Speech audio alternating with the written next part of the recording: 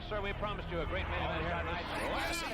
Andre, the China Wrestlemania! Wrestlemania is running wild.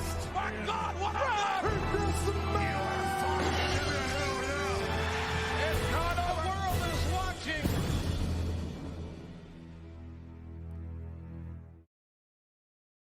That don't get old, everybody. I'm really excited to be here with you all tonight. We have the man, the myth, the legend, Efren with us. We're going to watch a classic wrestling show. But before we get started, I stumbled upon something this morning on Twitter. And peek behind the curtain when we record this, it is January 8th, 2022. This will drop next Friday. Or, God, what will it be? The 14th. On this day, a segment I just created today, a special thing happened 22 years ago in Nashville, Tennessee. On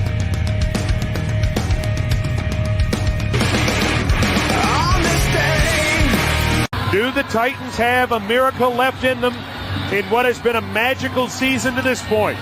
If they do, they need it now. Christie kicks it high and short.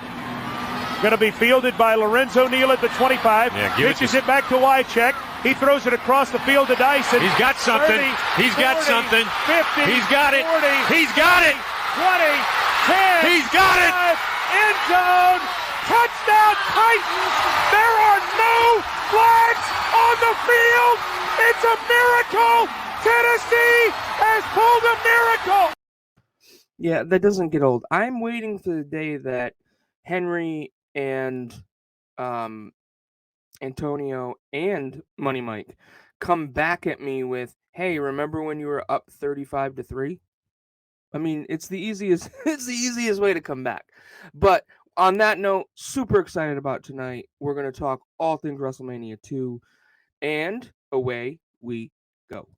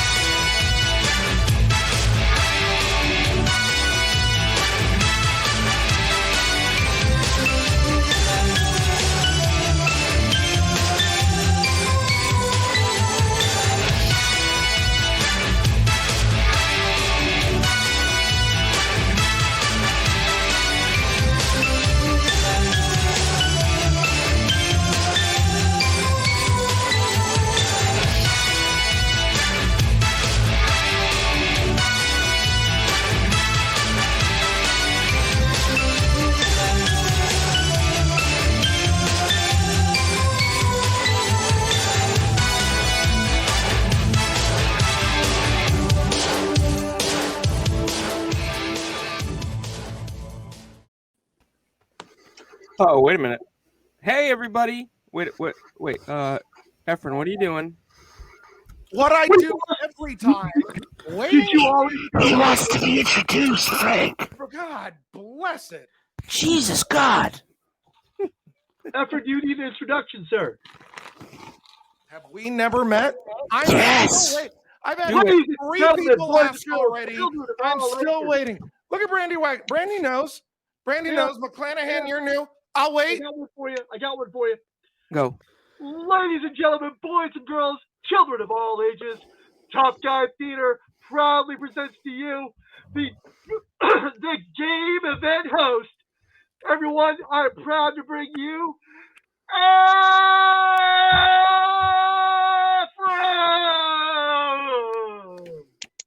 And now, Top Guy Theater proudly presents.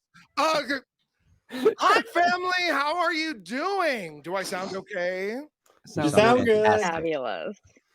How are you? Excellent. How are you? What is this? Number 3 for me, correct? Yeah, so what I was going to tell you, Efren, was that it's number 3, but it's the first time you've been on here since I started hosting. Correct. So one thing you need to learn, you introduce me. All right. Well, I thought my intro where it was like with That Efren. was 1, honey. Efren, I got you. Hi, family. How are you? What are we doing today?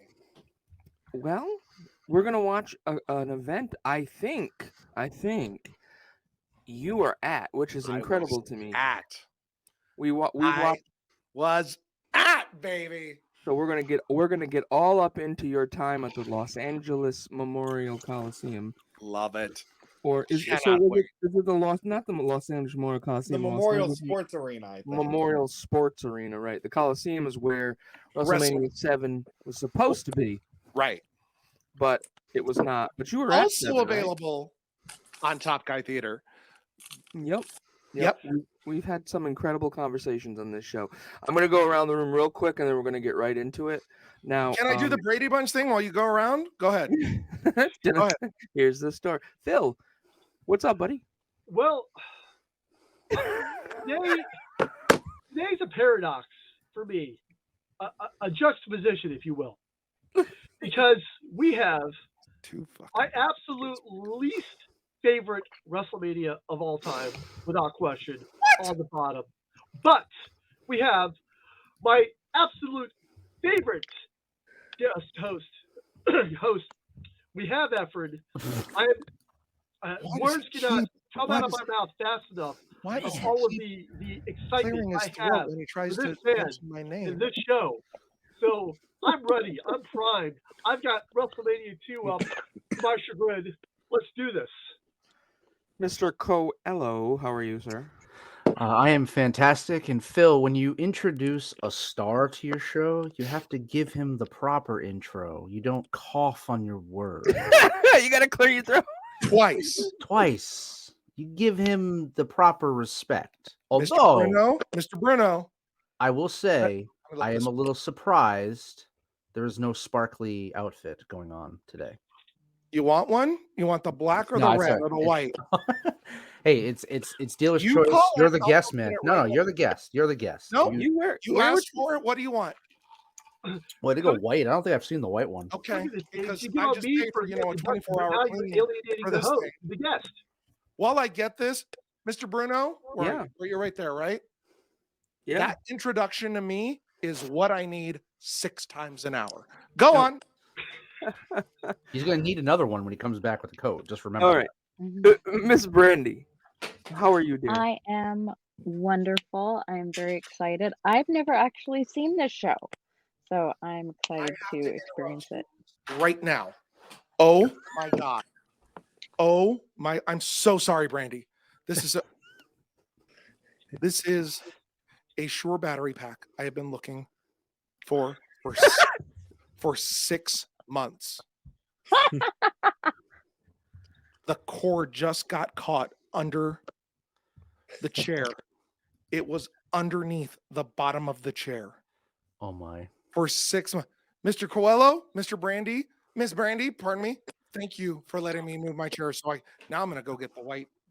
Go ahead. So Money Mike, I was surprised to see you. It's officially the 2022, and that means you're officially in tax season. So I was expecting you. Money Mike. I did my 6 hours of work earlier on an internal inspection checklist, and now I just want to relax and watch WrestleMania. You people will find that you can't get rid of me. I'll be here every week for as long as I can be until we get very close to the deadline. Won't you be my neighbor? Oh, yes. Wait, is that a Mr. Rogers reference? Yes. Of course. Yes, and we're not. Well, you gotta remember, Mr. Rogers was probably off the air by the time Michael was born. No, Money Mike's mother thought that Mr. Rogers was creepy. Oh, like the water boy kind of style? Like Kinda, Mr. Rogers the yeah. devil? She just always right. She just always said it wasn't her.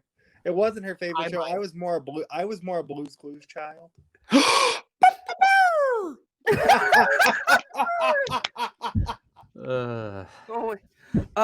Map It Man, can you unmute? I know you have a house full of children. You said so. I'm so happy right now. You can't? No idea. He can't. Okay, it's fine. Tell everybody there we said we love you, but damn you. Hi, Henry. Henry, how? So am I gonna read what you're? Am I gonna how? All right. Well, I mean, we're just gonna. You know what? Fuck it. We just kind of go with it here anyway. 9 tries at that sentence. Didn't get it out. It's all good. It's all good. We're still. This is season 2, so, yeah. I think we need to start the show. We're gonna start at the beginning. Right at we're right at the 00000 mark. Where did Efren go? I put him right up front and center. Okay. I'm Jim J. Bullock / Joan Rivers, and from the center square. That's Match Game, isn't it? No, it's Hollywood Squares. My God. Okay, now I feel old. He's young. We're gonna go to the Peacock, and this is gonna be a super easy one, probably the easiest one we've ever done. Go find Wrestlemania. It's season 2. WrestleMania 2, right? Yes, right, yes. Season 2, episode 1. I've got a little clip of the open, which if anybody here that is part of AFS has not seen Wrestlegamia 2, holy crap, JD Hoop. He made that. I mean, the logo was fantastic, but the video. For the open, right? Oh wow. Yeah. I have not missed a Wrestlegamia, or it's actually going to be called the game event now. Right. And get to that. Some of the most fun stuff. But we'll get into that. It's I mean, it's so much fun. We've had this is what I'm going to tell you. You've had 2 holiday episodes of it, and it's cleared 20 people. Right. To put that into perspective to everybody that's out there watching or listening as part of ad-free shows, Gerald Briscoe we had this week, and he got less than that. Great time with Gerald, but Efren draws more. Can I just be honest for 1 second? Of course. I respect the hell out of Gerald Briscoe, but I cannot listen to his Money Mailbag just for his guest host. Bingo. For his co-host. I struggle with it too. Now, I've here's listened the a couple thing. times. Here's the thing. Taylor's a great man. I'm sure he's a great guy. He's And a I'm great sure host. he's wonderful. But the dynamic in that show just grates my nerves. Frank and I had the first 2 questions on the very first Money Mailbag with Gerald Briscoe.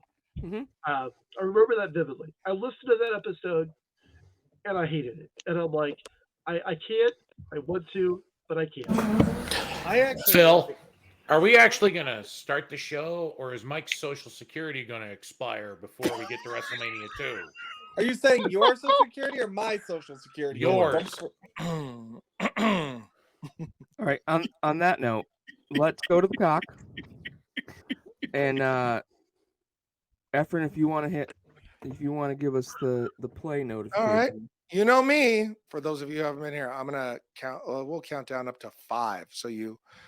Oh, you know what? We'll go up to 10. So. Like King Kong Bundy, it's 5 count. All right.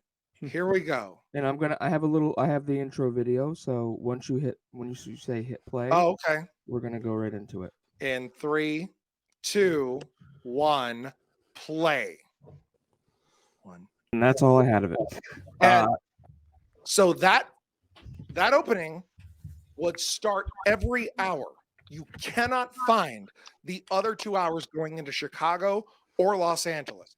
But they would sell a shirt. They'd try to sell their shirt, and then they would start that logo again and bring it into the next city, Chicago or Los Angeles. So by the final one, they're like going hardcore to the right. As we see Miss Susan St. James from Caden Alley. All right. Efren, I'm glad that you knew who actually- that was. Efren, That that opening actually leads me lasted into my longer. first question, if you don't mind. What were your thoughts on having a WrestleMania in 3 cities? Because it's certainly something very different, and to my knowledge, I don't believe they've done that in the past. They've done that since with the 3 cities. I know they've had some shoots on location, but never 3 separate venues. Hey, is that Jimmy Fox? Yeah, no, that's Ray Charles, who does a damn fine rendition of America the Beautiful. This truly was Absolutely. a celebrity era of WrestleMania, wasn't it? Where they were getting as many celebrities as possible to make it a showcase. Oh hell yeah. Mm-hmm. Mike, I think this show is massively ahead of its time. I agree. I maybe not to mess up the format, maybe when we see Vince go, oh, we will see it because we're going to go to Chicago. Vince says, we're going to go to the Chicago portion now of WrestleMania. How worried do you think he was? Oh, we if must that be terrified. feed would not have worked. Well, because my other thing too is this was still this was still being aired in closed circuit, right? I don't. Yeah, movie theaters, Yeah, theaters or arenas, I believe. Here you go. I think 7.0 buy rate. 319,000 people watched this show on closed circuit television for a gate of $4 million on closed circuit television. That's insane. In 1986. Which is very 1986. impressive. Right. Wow. Is he done if this thing doesn't transfer over to Chicago? Absolutely. I mean, what do you do? I You believe just go to so. dead air. Well- You just go to dead air. Well, actually, Efren, and correct me if I'm wrong on this, but wasn't there issues with the first WrestleMania where some of the closed circuit feeds weren't feeding in? I seem to remember that at a couple of there the was a place in venues. Philadelphia, somewhere in Pennsylvania, where It might have been Pittsburgh. Right. And they had to show it on free TV a couple of days later. Yeah. But at WrestleMania 2000, which was fabulous, that whole pre-show. WrestleMania all day. Right. Pat, you didn't care for it. Looking back at it, it was just old WrestleManias, wasn't it? No, but you have little tidbits of Patterson, or him talking about what's going. And he says Patterson talks about him saying, "I have this idea for this big super show, and I'm going to hire some celebrities, and if it doesn't work, we're done." And then for the second one, I'm going to do it from 3 different places, and if it doesn't work, we're done. And then 3, I'm going to put 90,000 people into the Silver Dome, and if it doesn't work, we're done. And every one of them he's right. Yep. Since we're watching this ridiculously long intro, I think we got a second to ask this. Frank, how is your penis hole doing? Well, mine is fine, but I want to tell always everybody. goes to me, Ms. Wagner. Always goes to me. I'm sorry, that was rude. That question always goes to me, Mr. McClanahan. I'm not used to it going to someone else. I did not ask that. That would be Mr. Jackson. Efren, I asked that question. I know, but you directed it towards Frank. Yes, not but towards why you said Mr. McClanahan? Right, because he's new. Efren is trying to teach me what. Yeah, right. Oh, break him in. So Frank, fill us in. Yes, fill us in. Well, quite frankly, my pee hole's been filled in. I know this has been an ongoing joke for months here, but I had just full disclosure, I had a horrible kidney stone problem in my left kidney.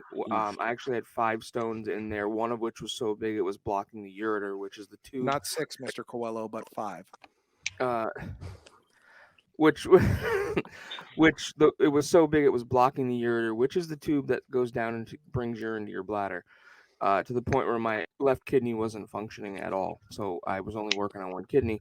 So there was 2 options: have them blasted out, which was 60% effective, or have a procedure called a lithoscopy, where they go up the urethra, through the bladder, up into the ureter, and they legitimately laser out the big stone, and they pull out the rest of them. That's 95% effective, and that's what I chose to have done. But Phil, one you of know them, what I call that at my house? oh boy, what? Tuesdays. I was about to say, he's gonna say Tuesday, isn't he? God, I love you, Efren. I just was so. The thing about it is because they essentially leave a tube and stint in there, and I feel that in every time I move, when I pee, it's extremely uncomfortable. It's coming out Monday, so by the time this show drops, it'll be out. Thank the Lord. What's up, Efren? Hold that thought. Are we listening to this right now? Do you want to listen to One it? of the most racist promos Here ever. we go. Here it comes. Didn't move an inch. I'm down to 219 pounds in 30 minutes. You see, talk's cheap. So you say, Roddy, well, you're sitting there talking. I say this to you. I say, if Mr. T can knock me out in this fight right here, I would not only quit professional boxing, I would quit and retire professional wrestling. I would quit tiddlywinks. I would quit dating girls. I'd stick with you, though. That doesn't matter. I would quit it all. Right now. Watch Orton at the end of this. Watch the Orton at the end of this. Out there, round after round after round, and put it out there because there's 3 innings. He's gonna shoot some punches. I'm gonna be moving like that, just like Coach taught me. You're gonna shoot some more. I'm gonna be moving like that. And another thing, Mr. T, I know you're a smart aleck. You come out with the kill, but let me tell you something. Now, never will I shave my hair like an Indian and paint myself black. Ladies and gentlemen. Horrible. Wow. Does that need to be deleted from the network? Somehow Yes. that made it through. No, see, that's that's. Oh my God! Now, see, that's an interesting question, and this is my honest perspective. And Michael, real quick, before you make that, I wanna jump ahead to the Absolutely. IC title match. It's gonna be 15 minutes 55 seconds. There's my buddy Dick Kroll, New York State wrestling official. Where are we at? 15 what? 15:55. So while we're talking about deleting from the network, and I'll say this, that I'm one of the most open-minded people ever. I understand why stuff might need to be deleted from the network, but I also think you could make a case for leaving it in there if it can be learned from. But again, I also see why people can want it to be deleted. I kind of lean in the middle of you could make a case either way. But the way I look at certain things is that every text is something I learned in school. Every text or video was written within a context. So I think if we look at the way things were at that time, you can make a case for leaving it in as long as you use it as a teachable moment. But I can also see making the case to delete it. I'd be curious to get your guys' perspectives. This is not the only time he does this. He's going to make that joke again. Really? So Yeah. real quick, everybody out there watching along, everybody here, I don't know if you guys did, but hit play. Oh, count us down. In 3, 2, 1, play. So we got Finks in the ring, and he's introducing this match. It's the Intercontinental Championship match between Macho Man Randy Savage and George the Animal Steel. A name you have not heard in a long time, and it's a classic name. But anyway, go ahead, Mike. So Efren, you said Roddy made that mistake a second time. What do you mean? So when we're done with the Chicago portion, I'm gonna find it, and we're gonna be jumping all over the place tonight. It's gonna be fabulous. He makes the joke again. The last thing he says, he reminds people he's interviewed by Vince, and he says, "I don't have to do those two things." And Vince says, "I'll show you." Honestly, I'm surprised it hasn't been removed from the network because they did remove some. They did remove. Was he the one that had the blackface incident at WrestleMania? Yes, he painted himself half black. Yep, and I knew that had been removed. Now I'm honestly surprised they left that in. Now here's my issue. I'm sorry. What did you say? Look at the security around there. Yeah. My God. Banana. That surprised me looking at the security. This was like a long time ago when security used to have to escort the talent to the ring. I kind of wish they still had that. I kind of expected, like, it's the level of security where Macho Man probably headbutted the locker and gave himself a concussion before he came out, way before Goldberg did. So I want to point something out on the Intercontinental Championship belt. It is the Intercontinental title, and I think this is one of the versions of the IC title I want, but it's the WWF on it is red.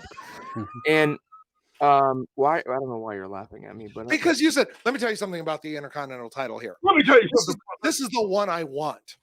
Now let's get to the other stuff. Yeah, the one that's sitting in Huntsville, Alabama. Well, I'm gonna go to my peeps at X-Men belts and have it remade.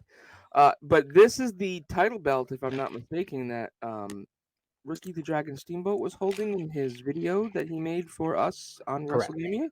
For Wrestlegamia 3? Yeah.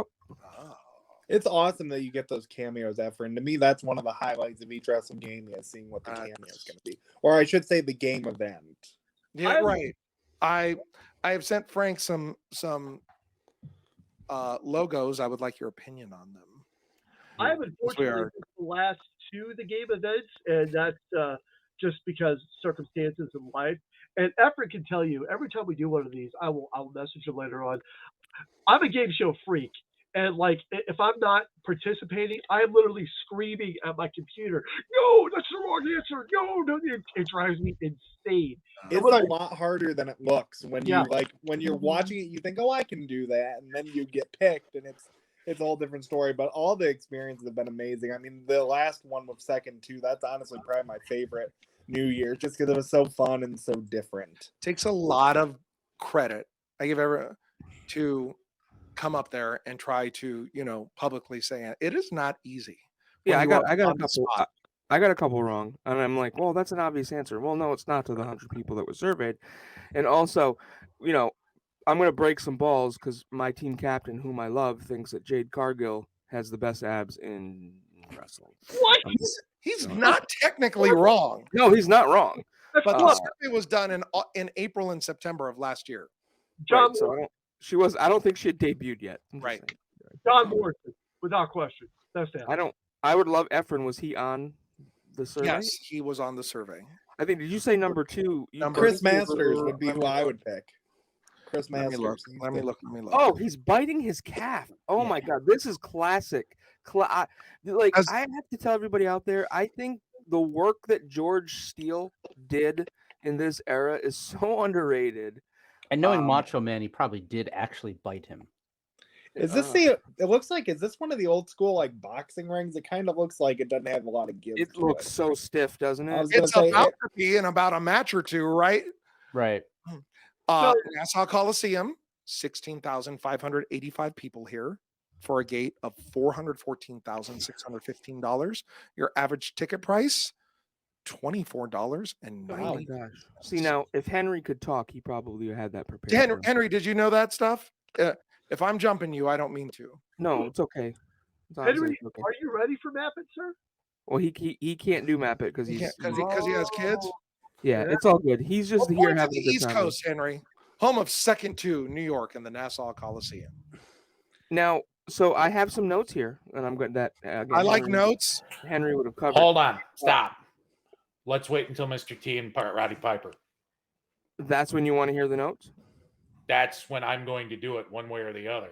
Okay. Even All if right, I have to do it in goddamn mime. Can I tell This you is something? my Henry? shtick. Henry, I can't hear anything. You sound everything. Right sounds now, you fine sound to me. fine. Yeah. He sounds fine to me. That's just you, Frank. What? God, I'd make I sound like shit? No, you sound fine. No. We hear Henry fine.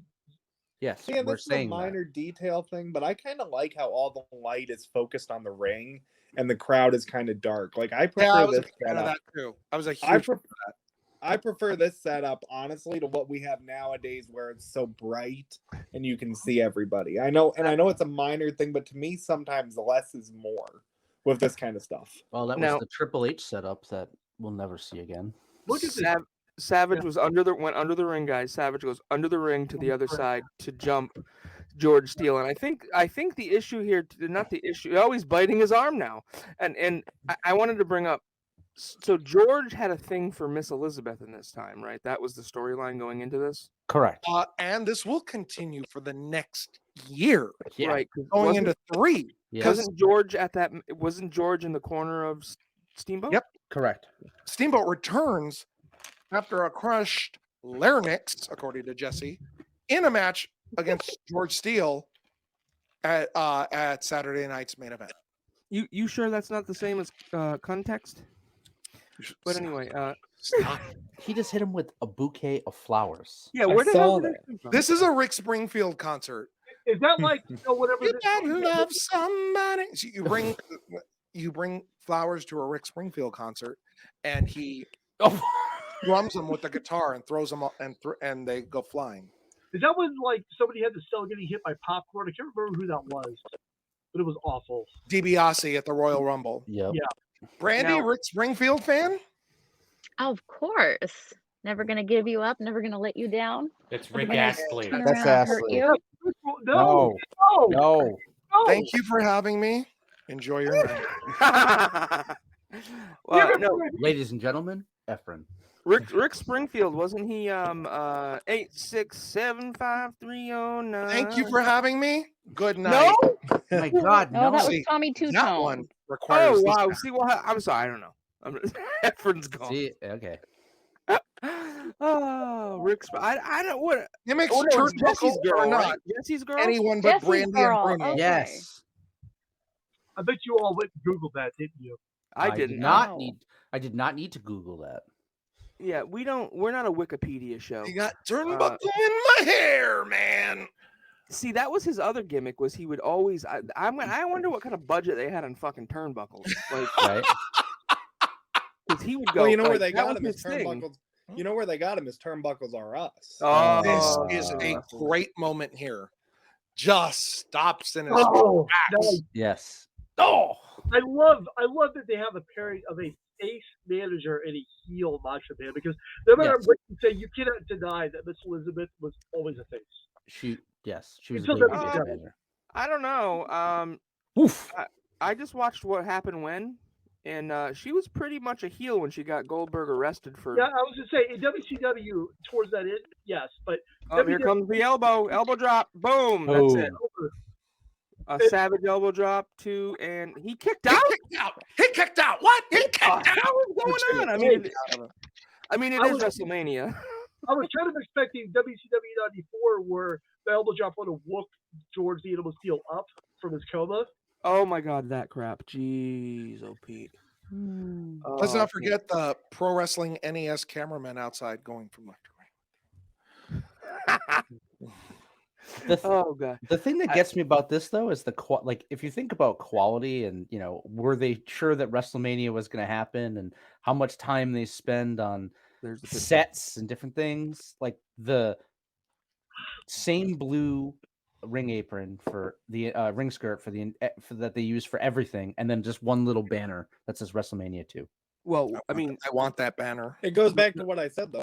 In some instances, less is more, and not to say back then in the 80s, this was considered cutting edge television compared to the other territories, even from a presentation standpoint. He's going after another turnbuckle. Yeah, now he's mad. So guys, hard camera, of course. Hey man, what are you saying? I eat when I'm mad. What are you saying?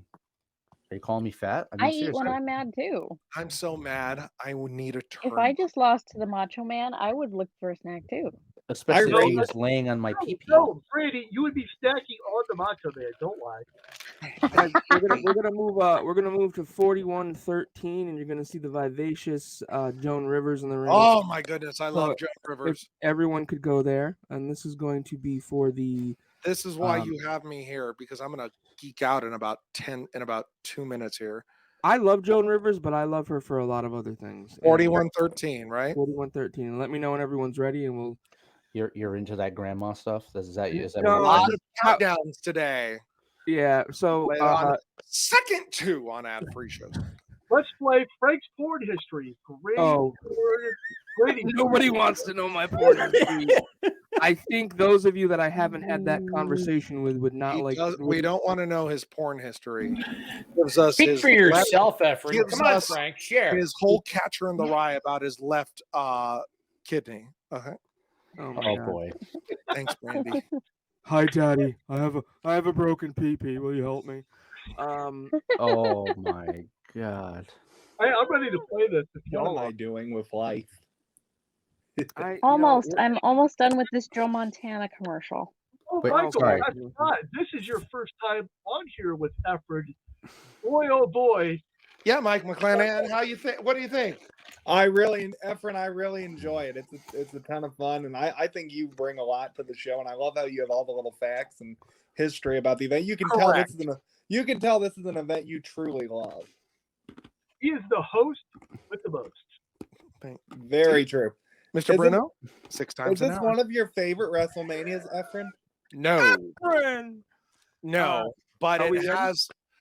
So let's say, been to 2, 7, 9, 12, 16, 17, 26. They'll have a moment for me. We'll get to mine later on. Like I'm curious if you when you do get to that, I don't remember if you ever told me, but I'd love to know what your moment is for all of them. But yeah, I would too. Sure, Actually. we'll get to that. Especially WrestleMania 26, because that was one of the ones that was my favorite. My moment is the end of this WrestleMania. Okay. Are we there? All right. So, Efren, you want to do No countdown? one ever. Yes. Here we go. Counting us down in 3, 2, 1, play. So really quick, Joan Rivers, her and Howard Stern were very good friends, and I love Howard Stern.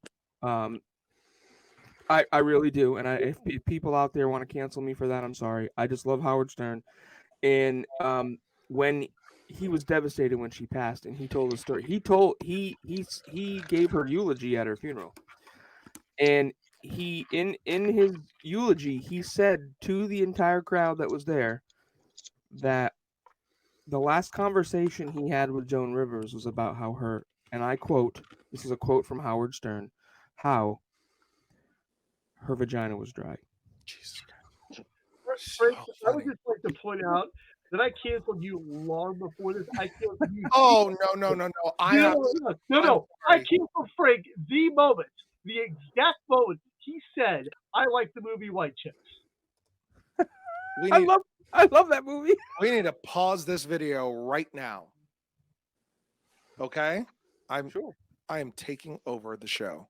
Taking over. Okay. Oh my God, you're killing me. You're killing me. You're killing me. We are going to 38-34. Okay. All right. Let me know when everyone's there. I do all this research for you, Bruno. All this research, and you leave me. I know. Yes, an exclusive. So we might be going over 2 hours today, but who cares? We're having a good time. 38-34. All right, I'm there. We're there. Everyone I'm here. there. Here we go. Phil, Randy, I'm good. Ready. 3, I'm here. 2, 1, play. You didn't let me introduce the guest celebrities for this match. Oh, okay. How dare you? All right, go for it. I've done. Okay. Joan Rivers, Johnny Carson's appointed replacement, who would fill in for him on Friday nights. And when he was gone, she signs a deal with Fox to host her own show and doesn't tell Johnny. Johnny never forgives her, never talks to her again. My favorite Joan Rivers joke, it's my wedding night and I'm with Edgar and he wants a cigarette. And I go, you can reach the front seat. Get it yourself. Dead. Chocolate Thunder, Daryl Dawkins of the 76ers in New York and New Jersey Nets. Pistons and Jazz, famously known for his dunks that shattered 2 backboards in 1979. I have a question. Yes. In 2022, is calling somebody Chocolate Thunder appropriate? Stevie Wonder gave him that moniker. So I cannot answer that. It's like, can you call Jimmy the Greek right now? Jesus, right. Here we go. Next judge. Cab Calloway, vaudeville from Minnie the Moocher. Yeah. Is it good or bad that I have no idea who these people are? Okay. Shut up and let Efren keep going, Money Mike. Damn. Here we go. G. Gordon Liddy, orchestrator of Nixon's break-in to the Watergate Hotel to try to infiltrate the Democratic National Committee. This man is the reason that Nixon resigned. Right there. Wait, he didn't get in trouble for that? He got in huge trouble, but he still became this huge celebrity. Here's my boy here, Herb. Herb, after, oh my God, this guy's done in 1 month. Burger King spends $40 million on this guy who's never had a Whopper. If you find him at a Burger King, you win $5,000 if you recognize him. Was that a real thing? That was a real thing. They're trying to hold stave off Wendy's, who has Where's the Beef, and Clara Peller, who we will see in just a few minutes. So they have this $40 million campaign to find Herb. My mother met Herb, didn't know who he was, and the 9-year-old in me freaked out. This man was like asking about Whoppers and stuff. Like, I go, was he bald with glasses? He goes, yeah, I looked really like Poindexter. I go, that was Herb. You could have won $5,000. Didn't know who he was. First person to notice him in Alabama was 15 years old. They didn't give him the prize money because he wasn't 16. And Burger King had this whole like mess. $40 million. They ended after next month and spend $35 million on this new thing called chicken tenders. That's the story of Herb. Now, was Herb paid well for his? He was an actor, just a hired actor, and you would go up to the cashier at Burger King and say, "I'm not Herb," and you get a Whopper for 99 cents. I believe Henry has a question. Yes, sir. I actually want to clarify something for the record. Frank put me in charge of putting together this show.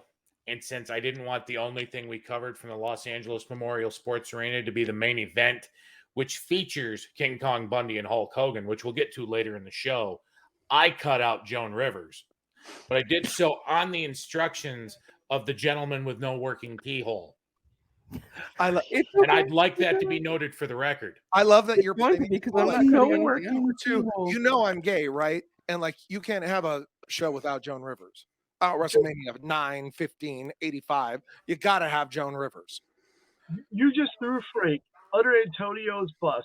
The bus with the flaming not kids. a bus, but Antonio's bus. And Antonio ran over Frank, backed over Frank, got out of the bus, cussed Frank out, did a burnout, did a 360 burnout, ran Frank over again, hopped out, flipped him off, pissed on his corpse, and drove away. Jesus Christ, Henry, you just murdered Frank.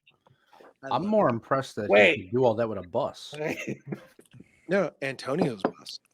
Right. Let's see if we can see Haiti Kid here with his shaved head, that Piper shaved to make him look like Mr. T on a recent episode of Piper's Pit. Oh my God. No, thank you.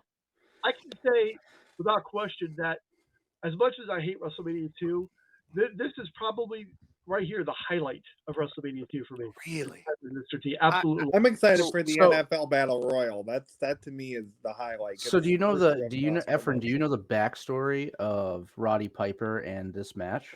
Yes, but I want you to tell it. Oh no. Well, I'm glad you know the backstory, because the whole thing about this fight was that Mr. T was concerned he was actually going to get knocked out, and so they had to basically gimmick the hell out of Roddy Piper's gloves so that he could not knock out Mr. T. Right. Because he was so worried about any of this happening.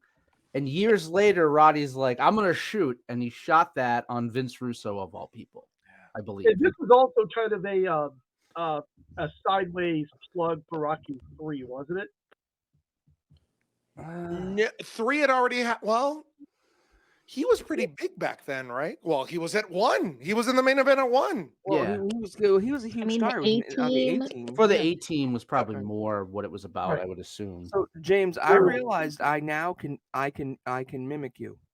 You know why? Because I got this while I was in Tennessee.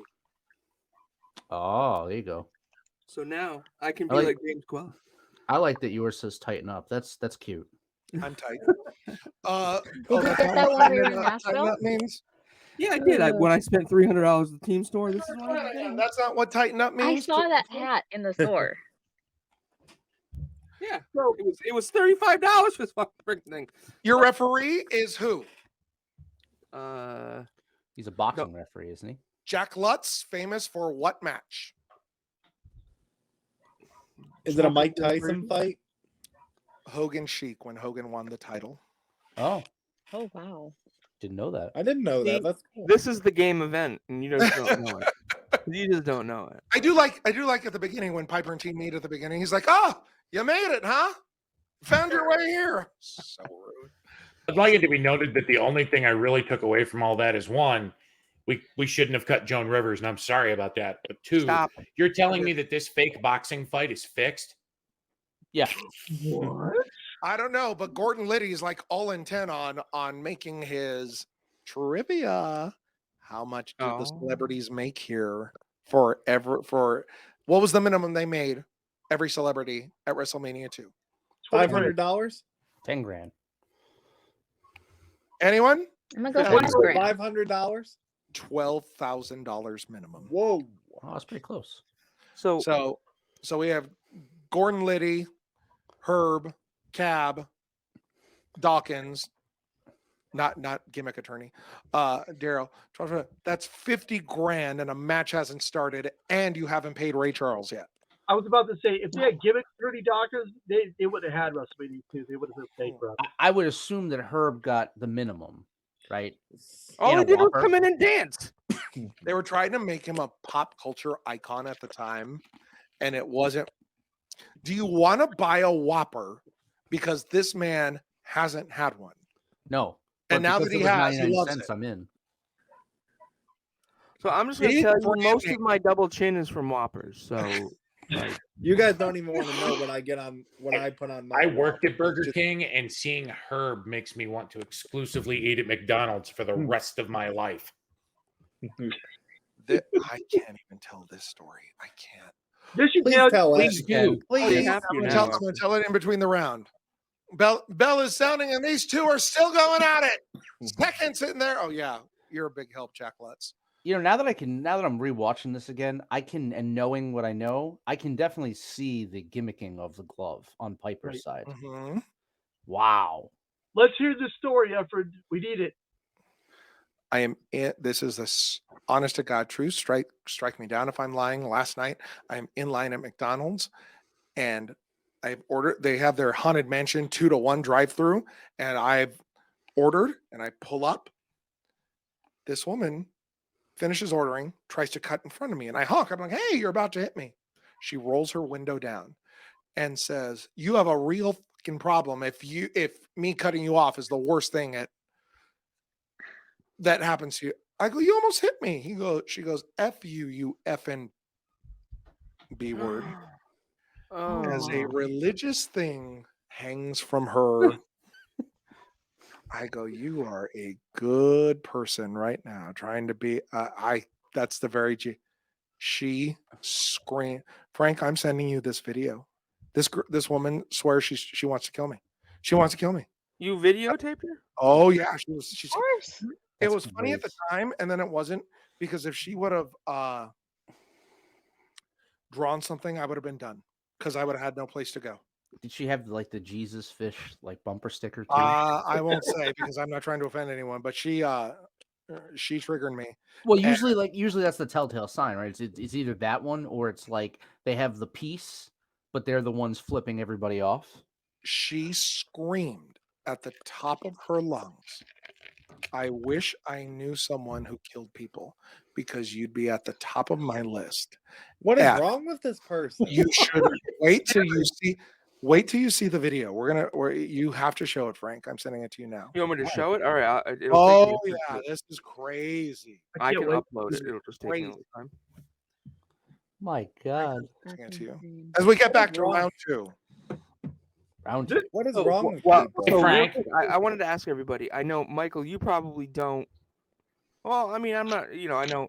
So I still long for the old World Wrestling Federation logo. I still, even though it's been 20 years now since WWE became a thing, and I know Michael probably doesn't know it any other way, but Michael knew about the WWF. He just wasn't a recognized symbol in sports entertainment.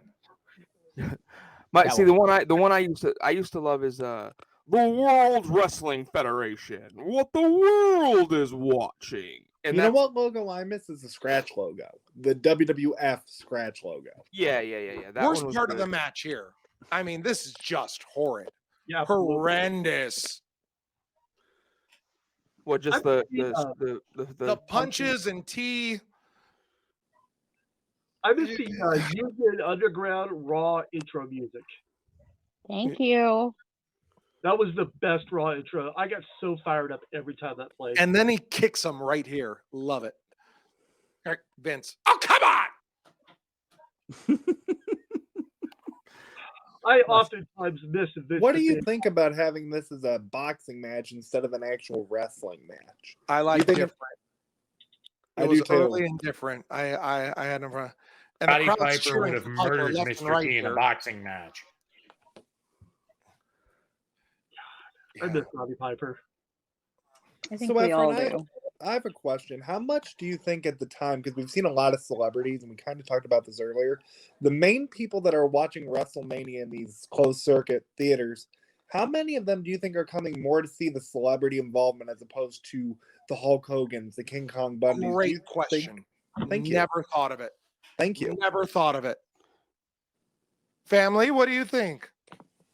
I think people come for the celebrities and stay for the wrestling.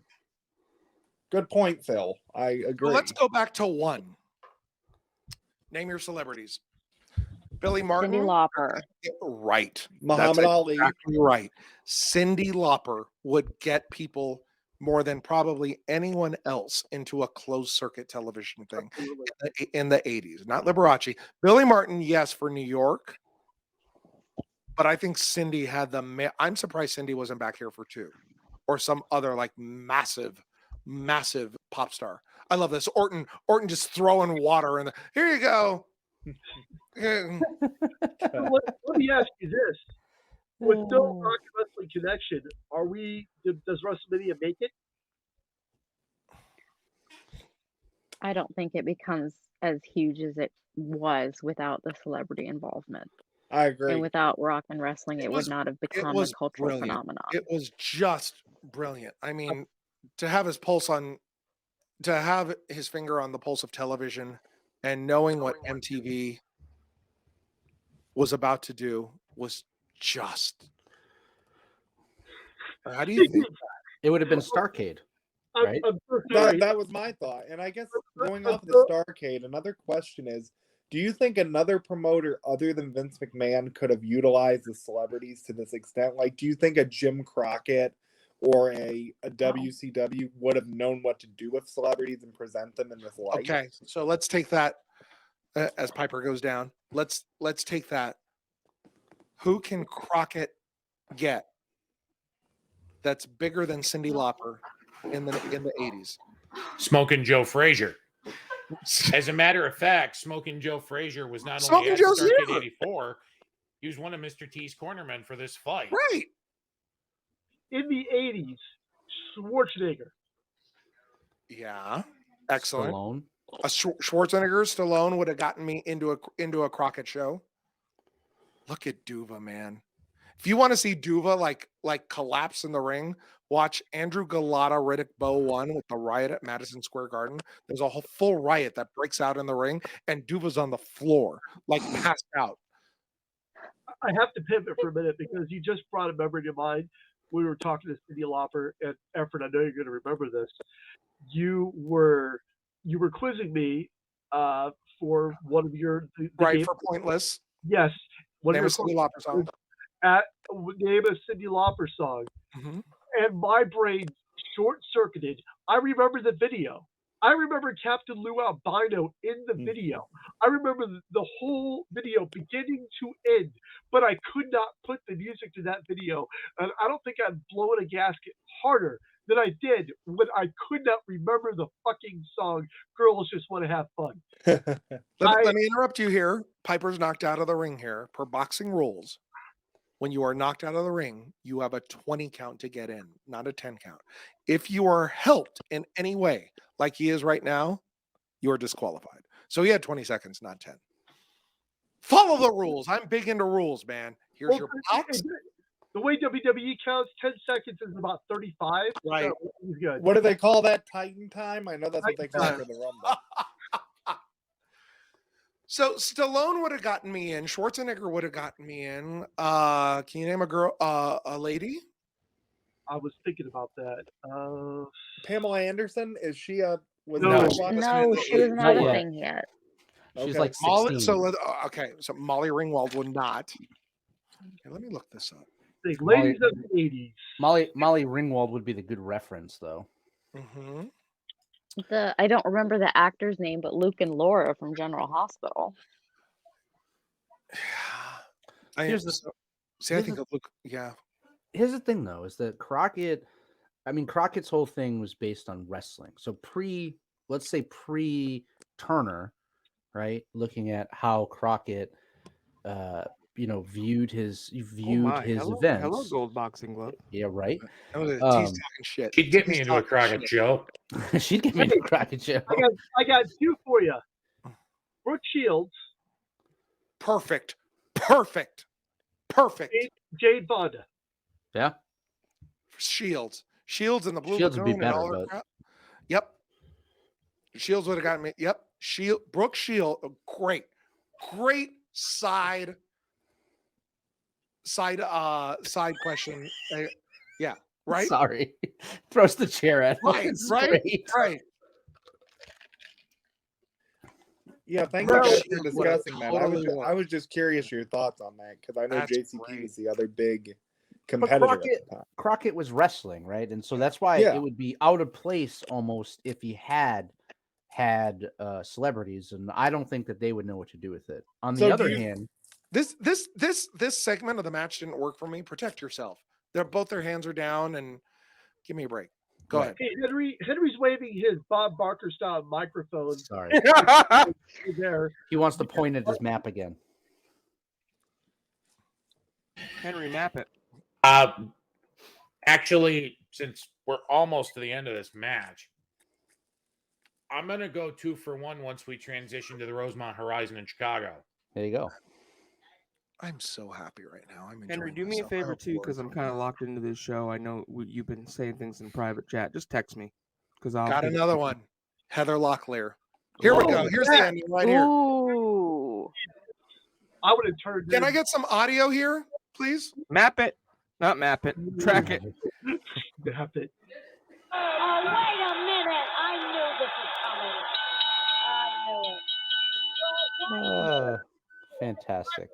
Great stuff. Look at this, all the men in there. Oh, come on. I love it. Does he Susan get St. disqualified because he body slammed Mr. T? Susan Or St. because he James. punched the ref? Susan St. James says, "Why doesn't Gordon Liddy get in there? Isn't he a judge? Because when you have two people fighting in a fake boxing match, you want the man who destroyed Nixon to come in and break it up, or the presidency." And here comes my buddy Howard moving out of the way. I love it. Love it. Oh my gosh. Ladies and gentlemen, I'm sorry, let me get the effect. Ladies and gentlemen, in the 4th round, the referee stops this bout. He awards the decision as a result of a disqualification to Mr. T. That's so good. Yes. That was good. How did you get that effect? Is it on your mic? I have a new board. Look at Cab. Look at Cab in the back. I'm having a good time. Pay me. I'm money, getting buddy. paid to sit here, baby. Oh man. So if we can let this run real quick, I'm gonna keep you guys here forever. I'm sorry, because we're about to transition to where Piper says it again. no, to where Vince goes to Chicago and he could lose his entire corporation here. Once he While gets to we Susan wait for St. that, James- I thought I What? would just show the special cameo. Sapphire has joined us. Hey, Who is that? Sapphire. There we go. He's my baby. Track it. Good shape. And if he hadn't have gotten so desperate at the end, he might have been able to pull it out. Could very well have pulled it out there, but in the end, nonetheless, it'll go down as a victory for Mr. T. Standing by now, ladies and gentlemen, we're going to take you to the Chicago portion of WrestleMania. So they would put that commercial. They would sell a shirt and then put that original video that Frank had. Yeah. And he's done if it doesn't go over. Okay, you can mute it. You're good. By the way, Susan St. James, wife of who? Oh, James St. James? I have no idea. NBC Sports president Executive producer Dick of Saturday Ebersol? Night's Main Event, Dick Ebersol. Oh, did not know that.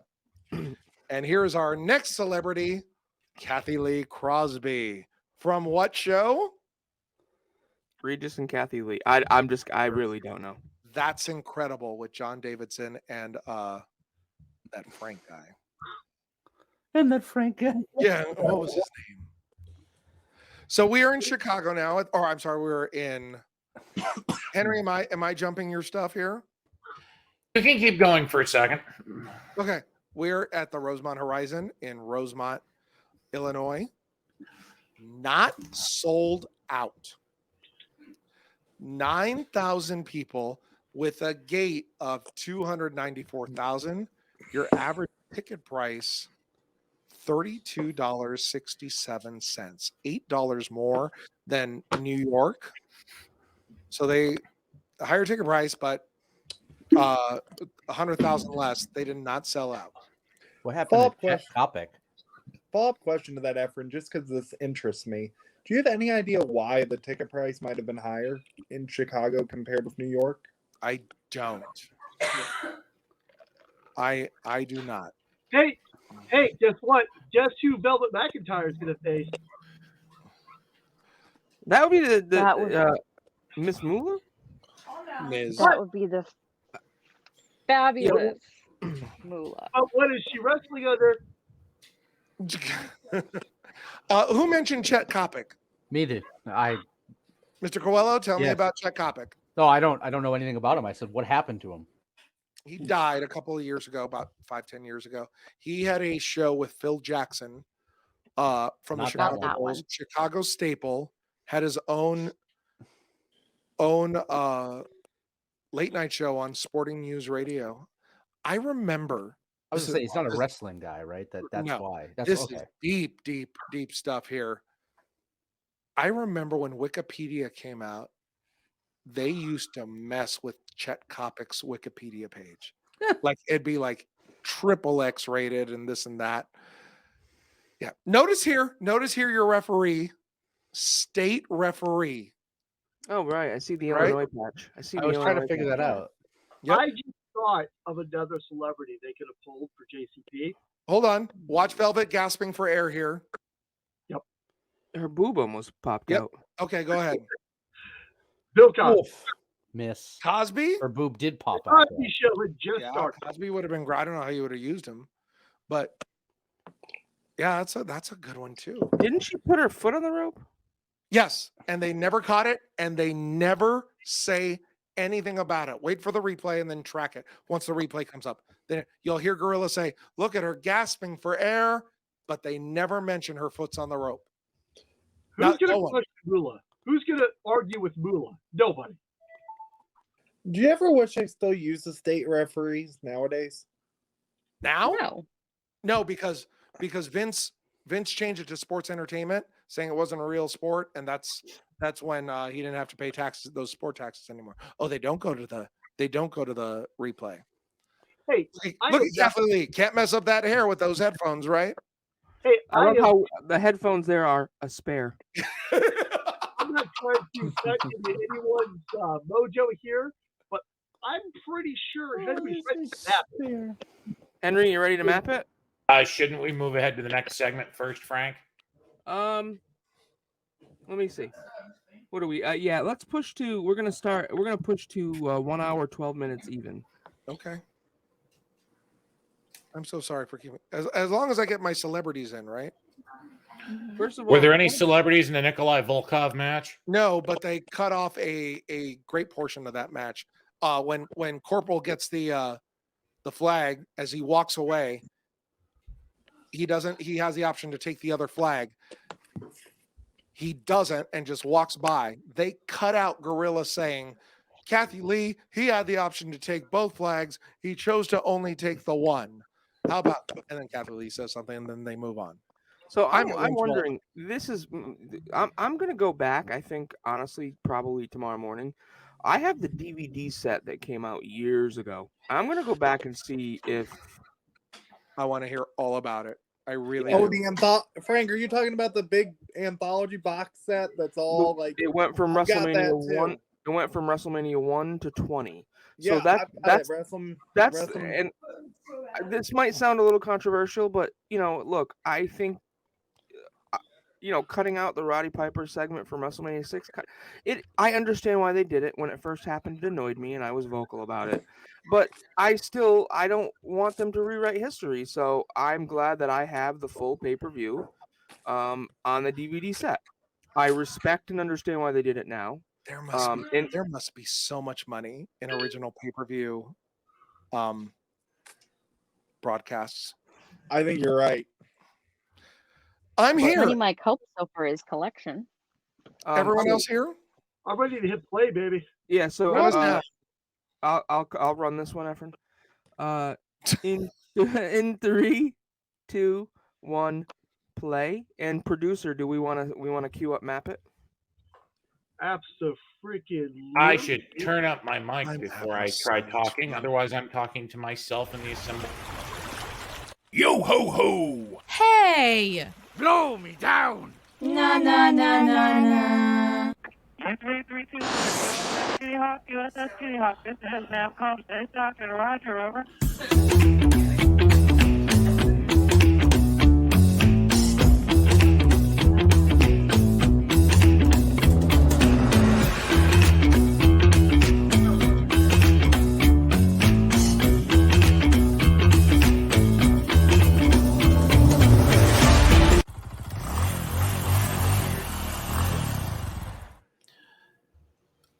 What I was going to tell you before you did that was don't give me the intro. I want to save it for Los Angeles. Well, we'll do it again. How about that? I didn't want to do it twice. Who cares? It's my show. They did the intro here 3 times. Might as well stay true to the brand, right? You got me there. Who is that I'm seeing before I get started? Clara Peller, the Where's the Beef woman for Wendy's. Oh my Notice God, how I she says remember it, her. but she doesn't put the mic next to her. Where's the beef? And no one can hear her. You now, where's the beef? There we go. Now it's time to map it. You like that layout? Yeah. I love it. I'm a Wendy's. It's nice to see that they invited the head coach of the Chicago Bears. I didn't know that. Director of competition for the original XFL, Dick Butkus. He's the one who introduced the scrum for the ball. Incidentally, we talk more about that once we go to Los Angeles. But we skipped over it in the beginning, so I'm going to go backwards a little bit. The first third of WrestleMania 2 takes place from the Nassau Coliseum in beautiful Uniondale, New York. It is the only location of these 3 that has never in its own right hosted a WrestleMania. It is the former home of the NWA Bunkhouse Stampede, the very first one from January of '88. The Nassau Coliseum was also the place where Shawn Michaels made his return to professional wrestling at SummerSlam in August of 2002. Look at that. That's a great fact. It's also the home of the first ever women's only WWE sanctioned pay-per-view, Evolution, from October of 2018, and was the former home of the New York Nets and the New York Islanders of the National Hockey League. The New York Nets are now the Brooklyn Nets, and they're part of the NBA, not the NHL. That's my bad. And as we watch them continue to introduce people into this WWF NFL Battle Royal, which Gene Okerlund's going to talk about later on his WCW hotline, we move forward to Chicago and the Rosemont Horizon. Rosemont Horizon today has a different name. It's called the Allstate Arena. It's the former home of 2 WrestleManias in addition to this second leg of WrestleMania 2, WrestleMania 22, which would feature the on-screen debut in WWE of CM Punk, but not as a wrestler, as part of John Cena's entourage during that main event. And honestly, the better remembered pay-per-view, which is why I didn't lead with it, WrestleMania 13, which would feature, among other events, the double turn between Stone Cold Steve Austin and Bret the Hitman Hart. Let's see here. I took a few more notes about Chicago, I cut off part of it. Every bit of this. CM Punk returned to professional wrestling after a 7-year hiatus in the same city in August of last year. The Rosemont Horizon, or the Allstate Arena, depending on what the hell you want to call it, is in one of the suburbs of Chicago, which is home to one of the founding franchises of the... Actually, Phil, you're probably going to want to tune me out for a second because I'm going to start talking about football. but I promise it leads back to wrestling, so just kind of keep with me for a second. The city of Chicago is home to one of the 3 existing franchises that are still in play today that existed in 1920 with the founding of the American Professional Football Association, the Chicago Bears. This team, just 3 months before, under the tutelage of Dick Butkus, won Super Bowl 20, humiliating the AFC champion winning New England Patriots by a final score of 46-10. No, I take that back. That part of my notes got cut off. Hold on just a second. I didn't put a score in here.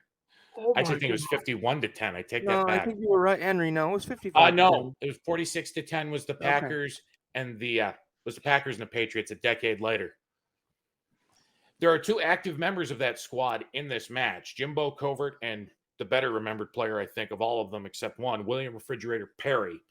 They participate in this match. When I put together this show to determine how I wanted to set everything up, I only watched the first third. And I'll be honest, not watching it with people, the boxing match put me to sleep. Oh, there's Freilich. Freilich just died a couple of years ago.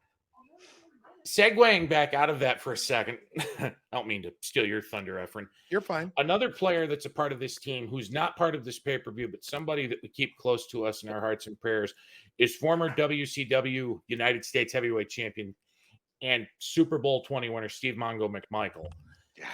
Mongo is unfortunately battling Lou Gehrig's disease, or another name for that is ALS. We keep him in our thoughts and prayers. Though he's not part of this pay-per-view, it's a remiss to talk about the Chicago Bears team that wins the Super Bowl without at least making mention of Mongo. At least I think. Mongo, that cat o' nine whip that you mentioned during the Brian Pillman match, that's for you, baby. I love you.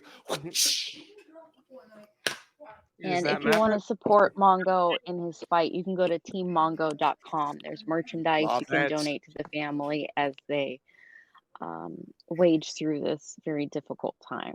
Who's on your screen right now?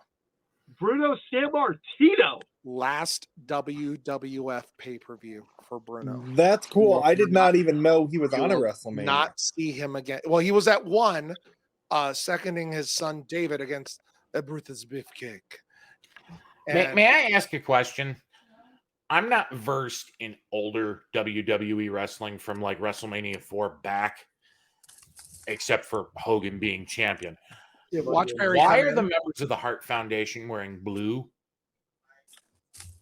Yeah, they hadn't selected pink as their signature color yet. They had barely been in the WWF at this point. We just saw William the Refrigerator Perry come in. Huge pop. Trivia: how much was William the Refrigerator Perry paid for this appearance? $48,000. Remember, the minimum was $12,000 for each celebrity. How much was he paid? I'm gonna guess $18,000. You know, I'm gonna go around the room. McClanahan says 18. Henry? I'm gonna say probably less than what he got for winning Super Bowl 20, but give you a number, probably 45,000. Brandi? 20K. Mr. Coelho? 25,000. Mr. Jackson? $30,000 and a sizzler, all you can eat night. Does that also host of include the the show, trip to Mr. Bruno? Disneyland, Phil? I'm gonna say he got what every celebrity got, 12,000. $132,000. Holy shit. Well, to be fair, he probably ate the rest of that past $30,000 at the sizzler. Competitive eater now, right? We going sizzler. We going sizzler. This is one of the worst battle royals of all time. I don't doubt it. Did you guys already comment on the Blue Heart Foundation? You did. Yeah. But is there really a good battle royal?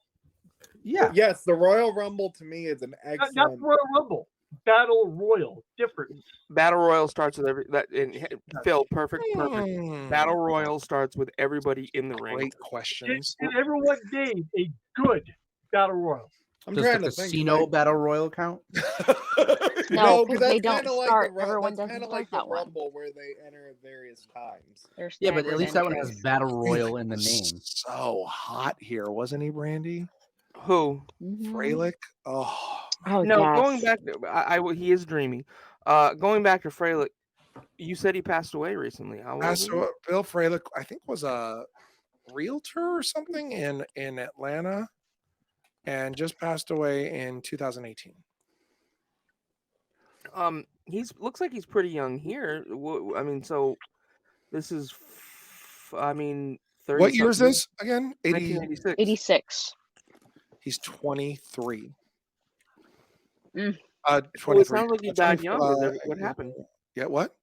Sounds like he died young. What happened? He died. Let's see.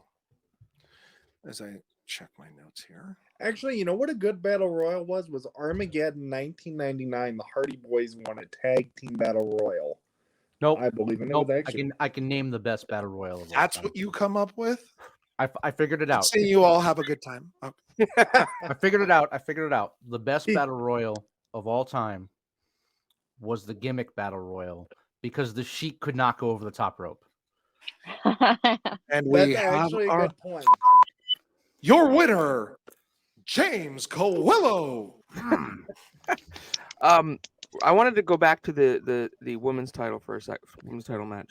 I have on my notes here that Brandi offers her 2 cents on that match, and I just want to get that 2 cents. I want to hear all about it. I was just going to comment on the fact that the Fabulous Moolah is such trash. She was such a horrible human being. She basically pimped out her girls for wrestling, and if you didn't work under Moolah, you didn't work.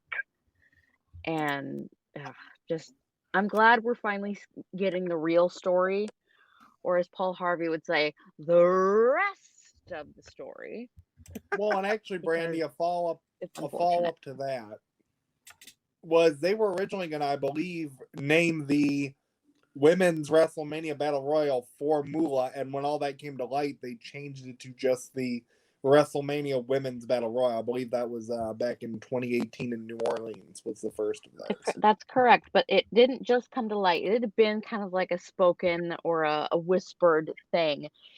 But when the fans heard about it, the fans alerted the sponsor, which was Snickers. And Snickers was not happy. So Snickers put the pressure on WWE, which is why they changed the name of the Battle Royal.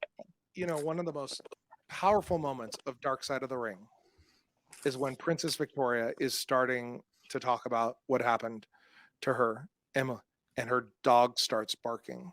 Man. And you hear, so anyway, here, ruff, ruff. So anyway, shut up! Anyway, that was beautiful. It was crazy. Absolutely. So I want to go back and correct something I said. When I said 46-10 the first time, I was actually right. I went hunting for an answer to the question or to the statement I made. How much did the winning team from Super Bowl 20 get paid? And I didn't find it. However, I discovered that from the 1985 Chicago Bears season, it was after week number, go back up a little more, 13. Their only loss of that season against the Miami Dolphins. It was within that week they recorded a song called the Super Bowl Shuffle. Oh, that's right. Oh, God. Which was a Grammy Award nominated and that's topped right. the Billboard charts at number 41. The worst. It was a rap single that delivered $300,000 to the Chicago Community Trust, whatever the heck that is. Can we just talk about the fact that the William Refrigerators Perry's singlet is not doing well? Right. No, it's not. It looks more like a. I It looks more like a actually need thong. one of those. He gives no It fucks looks either. like a leotard, like a. No, that's a thong, straight up. While we're all not enjoying this battle royal, if everyone is willing and ready, I believe I am ready to fill you all in. Well, go for it. No.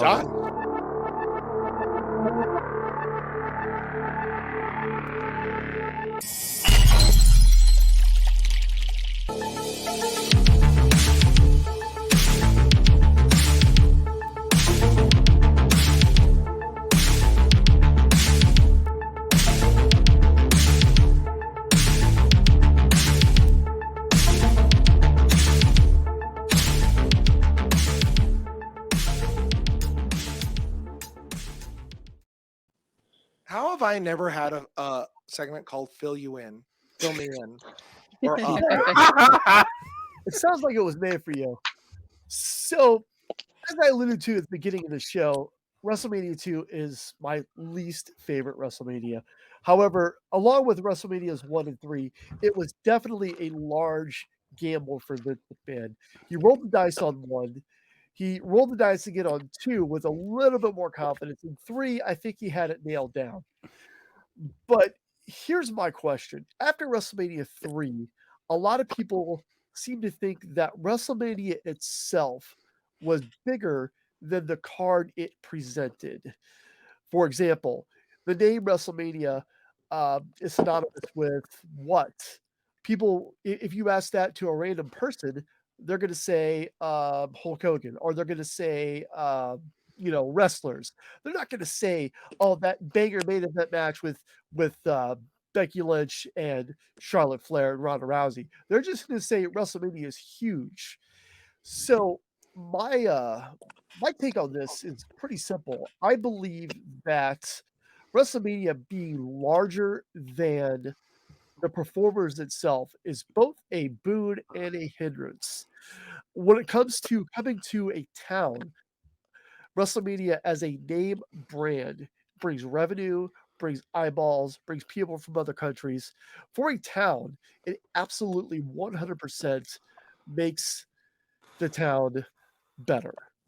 But for performers, every performer dreams of main eventing a WrestleMania. But when the name WrestleMania is bigger than the main event, and the name's in the main event, then it takes away from the spirit of WrestleMania. That's my take, and you've been filled in. Phil, I'd like to segue out of that, if you don't mind, and pose this question. What was the last time that you think a match sold WrestleMania? Like either the main event or another match on the card is what sold WrestleMania as opposed to the brand name itself. Rock Cena 2. Really? You would go that recent? Really close, right? Yeah. The most recent version, you're saying? Yeah, A match. Can you ask that question again, Michael? It was when a match sold it? Yeah, the last time that a match match sold it. A WrestleMania. As opposed to the brand name itself. I mean, you could say Floyd, Money Mayweather, and Big Show. I mean, if you look at that poster, that was a headliner. What about WrestleMania 11? LT and Bam Bam? I'm going to go with WrestleMania 30. Daniel Bryan. No, I'm going to go all the way back to, I think the last time that a match sold WrestleMania just on active talent alone that's there almost every week is 18 Rock Hogan. I would agree. That's what I go to in terms of people that are there mostly every week in and out. Because I agree with you on the Rock Cena. That was my first thought. And the original Rock Cena, I thought was interesting. They promoted that match a year out. Because you almost never see that. What about Shawn and Cena? You don't think that sold 23? No. Hold on a second. What about Rousey, Flair, and Becky? You don't think that sold 35? That was just no. Rousey was her stock was way down by that point. Hold on. The man who would, if she had one, is going to stand here and try to convince me that WrestleMania 35 didn't bring people in because of the main event. You, sir, can go fuck yourself. That's not even funny.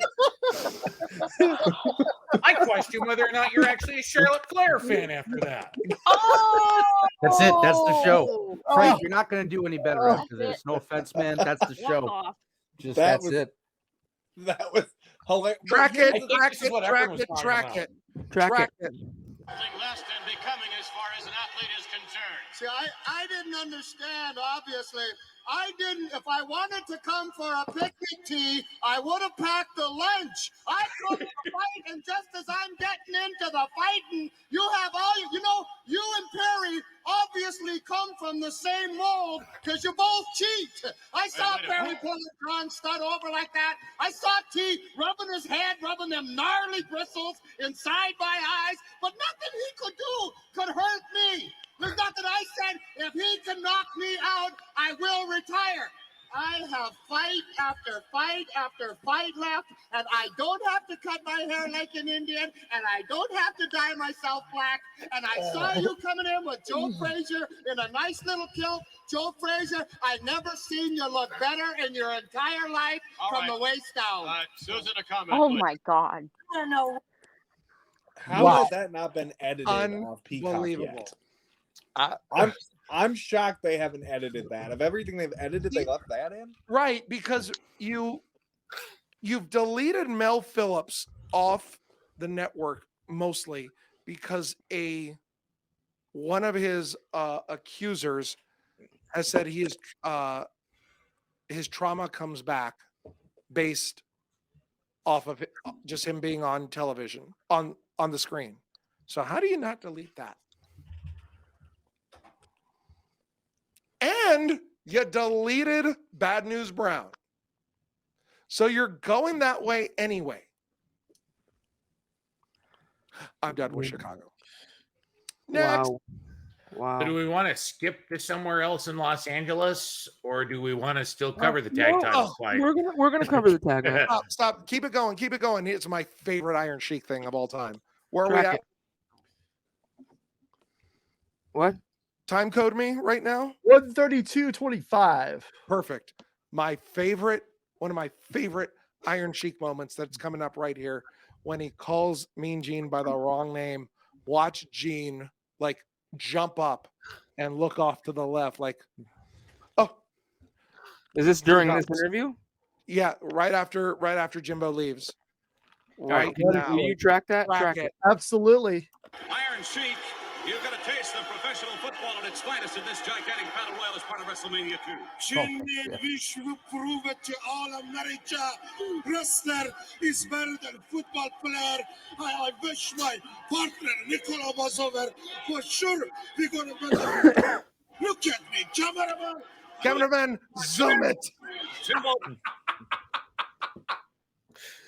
Love it. Iron Sheik has one of the best wrestler Twitters of all time. Gene Min. Oh, we're going to the Bulldogs. I'm sorry. Forgive me. Look at Bret Hart. He lasted till he was like in the final 4 of that battle royal. God, that's awesome. Final 3. Final 3? Yeah. And here's Why is the Andre thing to wearing me. yellow? And here's the thing to me that's interesting that I always think about whenever I watch these shows and you know what's going to take place years later at these venues is you look at Bret Hart there and not many years later, he's going to be in the match like Henry was saying with Steve Austin. So that's just the thing that always stands out to me. Like I look at these venues and I think how neat is it to think what's coming in the future. I don't know why, but that's you said what not I many always years. think. It's 11 years later, so that's many No. years to me. Forgive him though, Frank. He doesn't know how to tell time. He's a baby. Steamboat says that him and Hart were supposed to wrestle here at 2, and it was scrapped. Speaking of Hart, as a person that's had battled with anger issues and anxiety his whole life, Bret Hart has become a very bitter individual, which hurts me because, in the mid-90s, Bret Hart was my guy.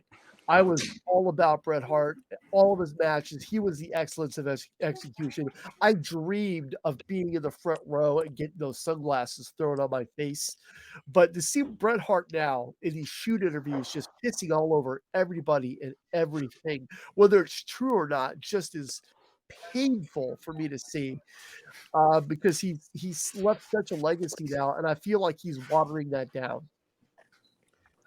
Yeah, I gotta tell you something, Phil. I think what bothers me is that he just seems so bitter still, and I think unfortunately the bitterness is going to luscious Johnny V. I think the bitterness is going to eventually be his downfall. He's just gotta. I mean, he made peace with WWE.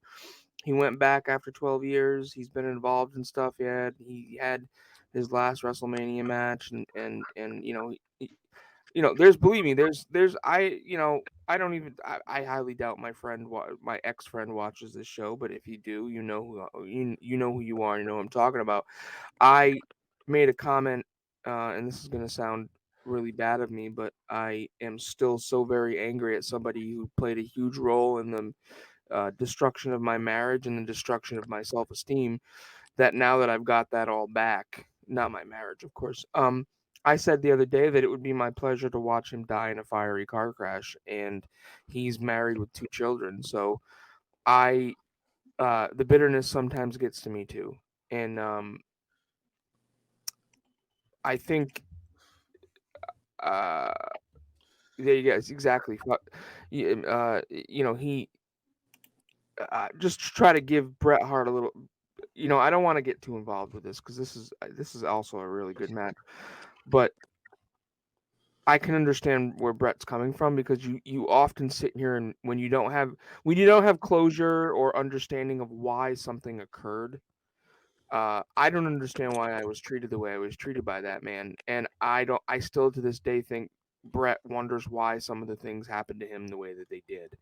And I think the thing with Bret is it was kind of a snowball effect in a short amount of time. You figure Montreal 97, the passing of his brother in 99, and then the stroke in the early 2000s. And this is my perspective on Bret. I've never actually had any interactions with him, obviously, but my whole take on anything is you can't ever tell anybody how to grieve or how to get over anything. So I think there's still elements of that in Bret, but I'm just happy that actually in this building, well, not in this building, but in this city, we would see Bret go into the Hall of Fame in 2006 at the Rosemont Theater down the street. And I kind of want to segue while we're talking about Bret back to something Efren said about a Bret Hart Ricky Steamboat match supposed to take place at WrestleMania 2. And I'm curious to get your thoughts, Efren, and everybody else.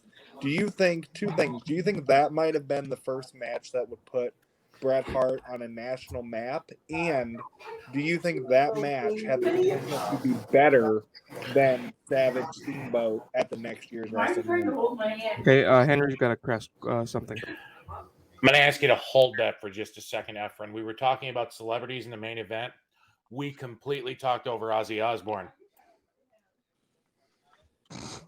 Ozzy looks well here. He looks like he has not snorted his life away. He probably has, but he looks good for it. In salmon-colored suit, yes, the first ever salmon-colored suit in WWE. He's the first person he's the second person they interview at the end of the match. We'll get to that. No, I don't think Bret Hart shines. He's not ready yet against Ricky Steamboat. I think you needed someone. This is what I don't understand. They're still calling. Hold on a second.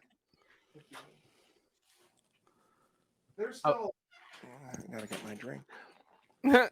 They're still calling the match in the ring and just having the finish planned out even at WrestleMania, correct? Even today, right? Yeah. I don't like that. I don't like that at all. It's the biggest show of the year. You do Savage Steamboat for every match. You plan that thing out like a Broadway show, and you get it right. And you get it right to the point where they have no choice but to love it. You do it, and you do it, and you do it. What are we? Almost 40 years later, and 3 is still talked about. Yeah.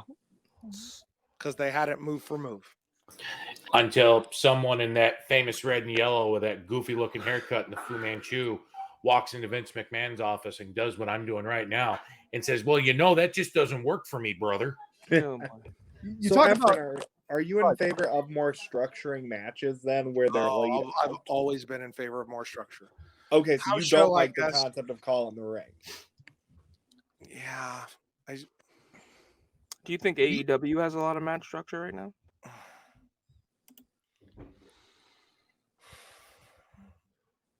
They have very good wrestling. They have no stories.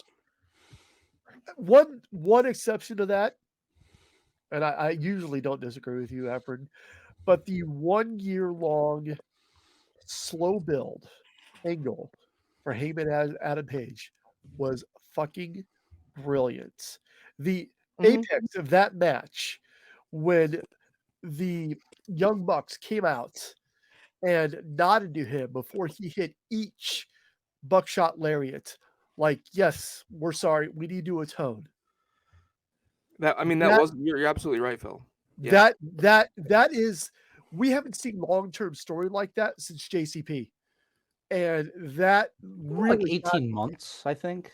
I think it was Uh, longer. It did. yeah, It was a long story. It was amazing. And Well, like, they were tag team champs together. yeah, Right? they were. Yeah. It was it all. I mean, he was the first guy to challenge. I mean, it was Jericho and Page for the very first match for AEW. That's probably where the story arc begins. Yes, and it just slowly built to, all right, I'm gonna redeem myself. All right, I'm with Kenny Omega. Let's kick some ass. We're tag team champions. We're putting on matches of the year.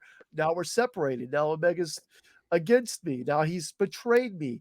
Now I'm away from the elite. Now I'm trying to find myself. Now I found that spark. Now I've redeemed myself against Omega. Now I'm competing against elite level people like Daniel Bryan, or sorry, Bryan Danielson. So, well, and it was also go ahead, Mike. A year earlier that Omega beat Hangman at the pay-per-view where a lot of you all met. Yes. For the first time, Yes. Full Gear 2020. Right. Yes. That was the start. For the right to. That was the start of the. I think that was the start of the Omega Hangman specific. Yeah, yeah. But I see it, but there are goosebumps on my arm thinking about that story. And like I watched that, and my heart was literally jumping into my throat. Like, oh my god, the Bucks! Fuck, here come the Bucks. They're going to interfere. Heyman's going to lose again. And then I just see, I see the nod. He just looks up, and he's got this solemn looks on the face, and he's just, yeah, we fucked up. Efren, what was the last story that got you really invested in wrestling? When we talk about like long-term stories, can you think of one or two? That's going to take me a couple of minutes to think. Okay, no problem. I just wanted to pose a question. While Efren thinks about that, I just want to hit one comment. So the only problem, Phil, with that story that I have, the only one out of the entire thing, because I actually like the fact that he went so far to find himself as became like a sad drunk. I'm okay with that part of it. I just wish that he didn't do the Dark Order. Like there was just no need for that deal. He could have been like a sad, lonely, depressed drunk, which would have made that part even like highlighted even better. I can kind of agree with that. I could go either way. The Dark Order kind of uplifted him, showed him that he's not worthless, gave him what the elite didn't, but at the same time, he could have found himself his own way. So I could see that story working either way. Yeah, I just mean because the Dark Order has played zero impact since he won. Right? I can't disagree with that. They don't know what to do with the Dark Order right now, quite frankly. No, they just need to be honest, the they've title. not known what to do with them since Brody died. Unfortunately, it's so and it's terrible. It would almost be better for them to do something else with them and just disband it in a way of not in a negative way, but saying, okay, we're going to get rid of this for Brody, right? In the sense that they don't want another leader because of Brody. That's where they should probably end it. There are two people in the Dark Order that would benefit more from not being in the Dark Order. And that's Colt Cabana and John Silver. Colt is underutilized more than anybody else on that freaking roster. And John Silver is a star on the rise. The big conversation lately are pillars of AEW. He's a diamond in the rough. He's a guy that not many people knew about. And with all his BTE segments, Tony Khan was finally like, you need to be like that on screen. And now he's like that on screen, and people love John Silver. Talk about a guy that really short in stature, though. My God. Meeting him in person kind of cemented it. And I'm not big on he's so short, but like, dude, he's like 5'2". Dude, I have to get in on this. So Top Guy Weekend, me and my buddy Connor, who came with me, we were standing by the doors next to where all the talent was coming in, just having a random conversation. Carl Mandick was there too. And hi, Carl. Yep. So we were just standing there, me and my buddy having a conversation, and I hear the doors open behind us, and suddenly, right next to us, walks right up next to us are Brian Cage and Sonny Kiss. And I look over and I look down at Brian Cage. Now, somehow I managed to no-sell that. In my mind, I am like, holy fuck, Brian Cage is short as hell. Yeah. When Brian Cage walks up, like, yo, Brian, what's up? Glad to see you. Shook his hand. And then about 5 minutes later, after they've gone, Carl, who's still standing there, goes, "Wait, when did Brian Cage get here?" Oh, poor Carl. Well, I think we've all discussed off camera why that was. But Also, anyway, if anyone's interested, I'm being raked over the coals in Argyle. We have a Twitter chat, and I'm being raked over the coals because Henry said that I never said the women of WrestleMania 35 did not draw. I just said, to me, the main event at that point wasn't the selling point of a WrestleMania branded show. To clarify, I think Charlotte Flair could draw against the broomstick. She is phenomenal, and she is my queen, and she will be all of your queen. God. If she were better on the mic, I would have a really hard time disagreeing with that. She's phenomenal on the mic. Would you like some current women's wrestling news at the moment? Did Mickey Give it to me. Give it to me. Give it to me. So, a two-parter. Number one, Paige is now trending because, it's January and maybe she'll come back to the Royal Rumble. And she's playing it up this year. So there's that. Secondly, Summer Rae, a.k.a. Daniel Monet, and Natalya Neidhart are having a Twitter beef over the fact that they're going to fight in the Royal Rumble because Summer Rae will be back. Yay. You know who else is back? Michelle McCool. I've always been a Michelle McCool fan, and that girl can't. That's cool. I'm okay with that. I'm okay with that with a one-off appearance. Yeah, but that's like, Impact champion Mickey James will be coming. That surprised me, Efren. I Which- like the fact that there's that cross promotion there, even if it is just a one-off. I think it's really neat. I think it's neat that WWE acknowledged that. I will say, if Paige is indeed in the Women's Rumble, I will change my prediction from Bailey to Paige. But right now, as it stands, it's Bailey with a number 2 of Alexa Bliss. But I'm firmly behind Bailey because if Bailey wins, then all 4 of the horsewomen will have won the Royal Rumble, I believe. Has Banks won?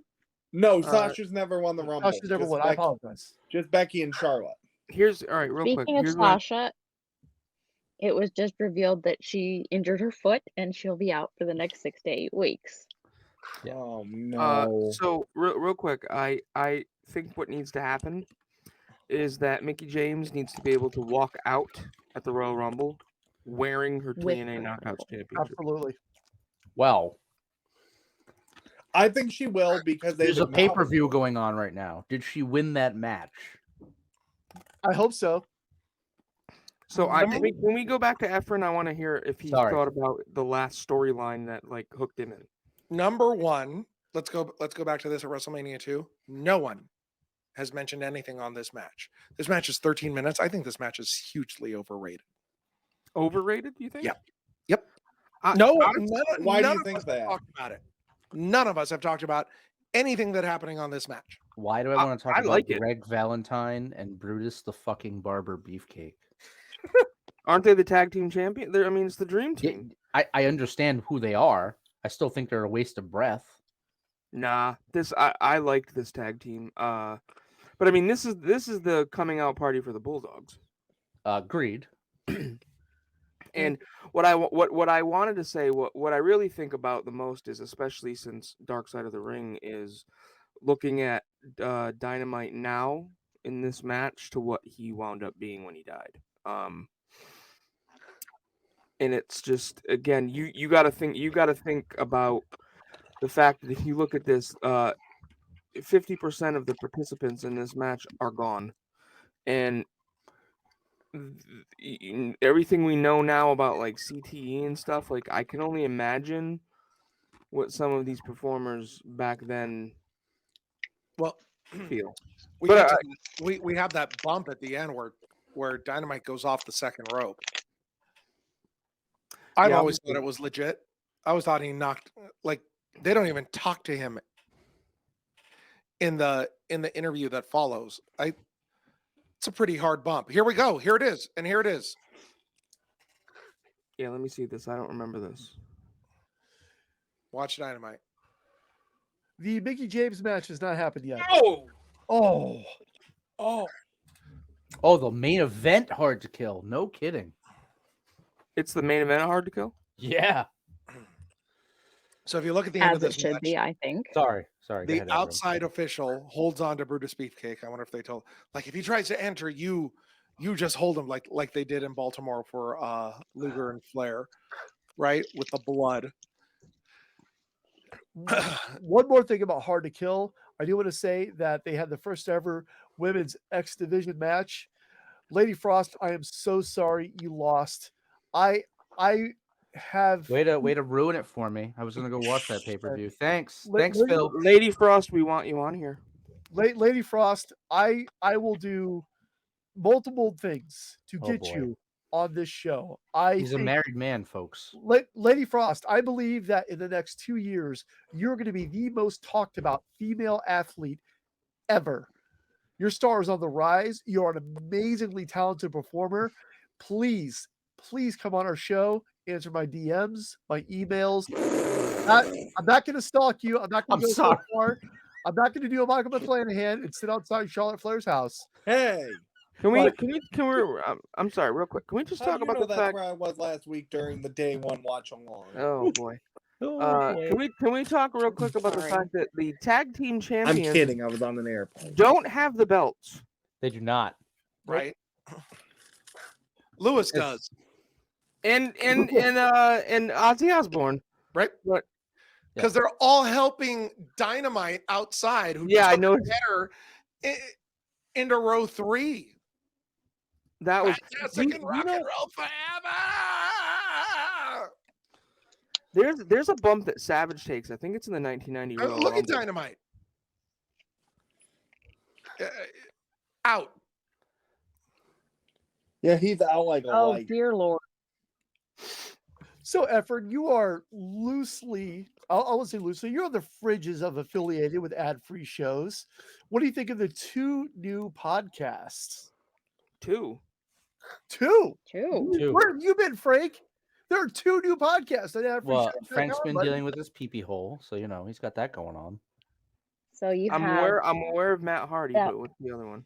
The DDP the other one is the DDP Snake Pit. Oh, that's an ad-free shows podcast? Yeah, Yes. ad-free shows podcast, sir. It's on the Pod Heat Network, which is owned by Conrad Thompson. Podcast Heat. So Efren, what's your take on that?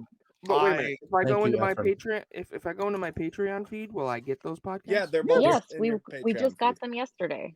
Okay. All right. Now, Efren, answer the question. I am huge into the struggles and rehabilitation of Jake Roberts. There's that. I could use a weekend over or a month at DDP's house. I'm very interested to hear about Jake Roberts' life, especially after Dark Side of the Ring. Absolutely. Matt Hardy. Wow, man.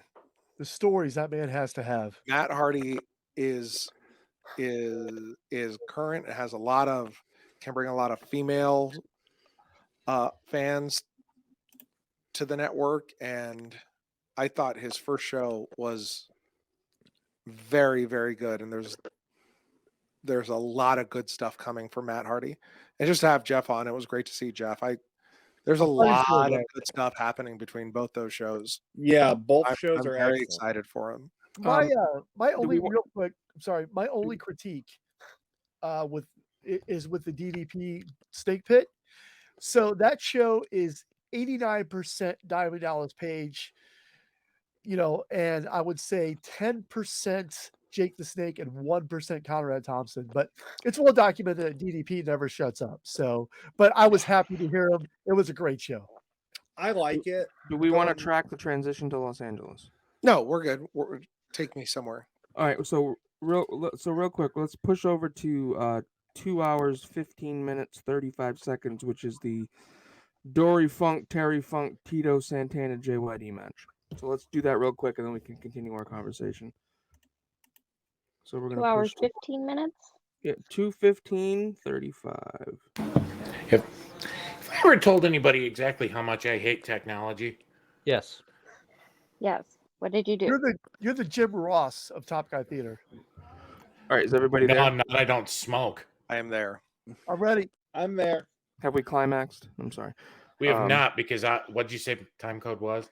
2:15:35. Henry, you made the time codes. Yeah, but I'm not looking at that screen. Way to go, Phil. Way to ruin the behind the scenes work. This is the kind of production value you get on this show. I just want to. This is why I love Henry, because one of the notes in here for when we transition to Hogan and King Kong Bundy is start with Elvira titties. So when we transition to that, we're gonna start with. So is everybody there? I'm ready. All right. So who said no? I'm at 215.35, but I somehow jumped to WrestleMania 4. What? Okay. What? By the way, I am all about my scroll underneath the. I love you, Efren. love We it. love you. So Henry, are you ready? Yeah, I'm ready to go. Okay, you're killing me. All right, and Efren, you do this one. 3, 2, 1, play. I'm here. This is where I'm at. Well, let's Los talk. Angeles Memorial Sports about Arena, as we see Tony the Tiger himself, Lee Marshall, announcing from Los Angeles. I did not realize this. We have the MSG type microphone that comes down from the arena type like hockey scoreboard. My all-time favorite. My favorite way to get a mic is the Mr. Kennedy way to get the mic. Lifting up, hitting down. I'm huge, motherfucking huge Mr. Kennedy mark. Anytime you want to lower a mic down to the ring, I'm with it. When I was younger, I would throw my $15 Radio Shack mic over the fan, and I'd pretend to lower it, and I'd be like Howard, and no one would be around. And then I would wait and face this way. No one's in the room. And then, like every union person there who wasn't paying attention, I'd do this again. And then I would lower it myself. We recently had Cyrus Fees on the show, and Cyrus actually. If you don't know who Cyrus Fees, he's an announcer for UFC. He does a lot of UFC work, and he actually got some advice from Ken Anderson, if you will, about announcing, and that blew my mind. What'd he say? I don't remember the exact advice he gave him, but Cyrus went up and just started chatting him up, and he gave him a few pointers, and Cyrus has kept that knowledge to this day. So Efren, what was the vibe like in Los Angeles on this night in the arena? It's on Monday. Mom makes me finish my homework, says you're not going anywhere without it. And my parking was $5 this night. You have the same story for WrestleMania 9. What? The homework and everything. No. Yeah. No, I was in Vegas for 9. You were saying, Mom, maybe finish my homework so I can hurry up and get there. Dad will not park in pay the $5. And so he swears by it. He brought a gun into the arena that night to protect me. Because what do you want from me, huh? And the vibe is not the great question is not the WrestleMania vibe that I got later, because I am walking into a show that is already an hour and a half or 2 hours in. When I walk in, they have just kicked over to LA, and Jesse, Elvira, and Lord Alfred are welcoming you and at ringside, and I'm walking down, and the screens are already up, so you can't see scoreboard like you usually do. So it's just like a house show to me, but I know that I'm going to see Hogan in a cage. I've never seen that before. So this is all filler to me.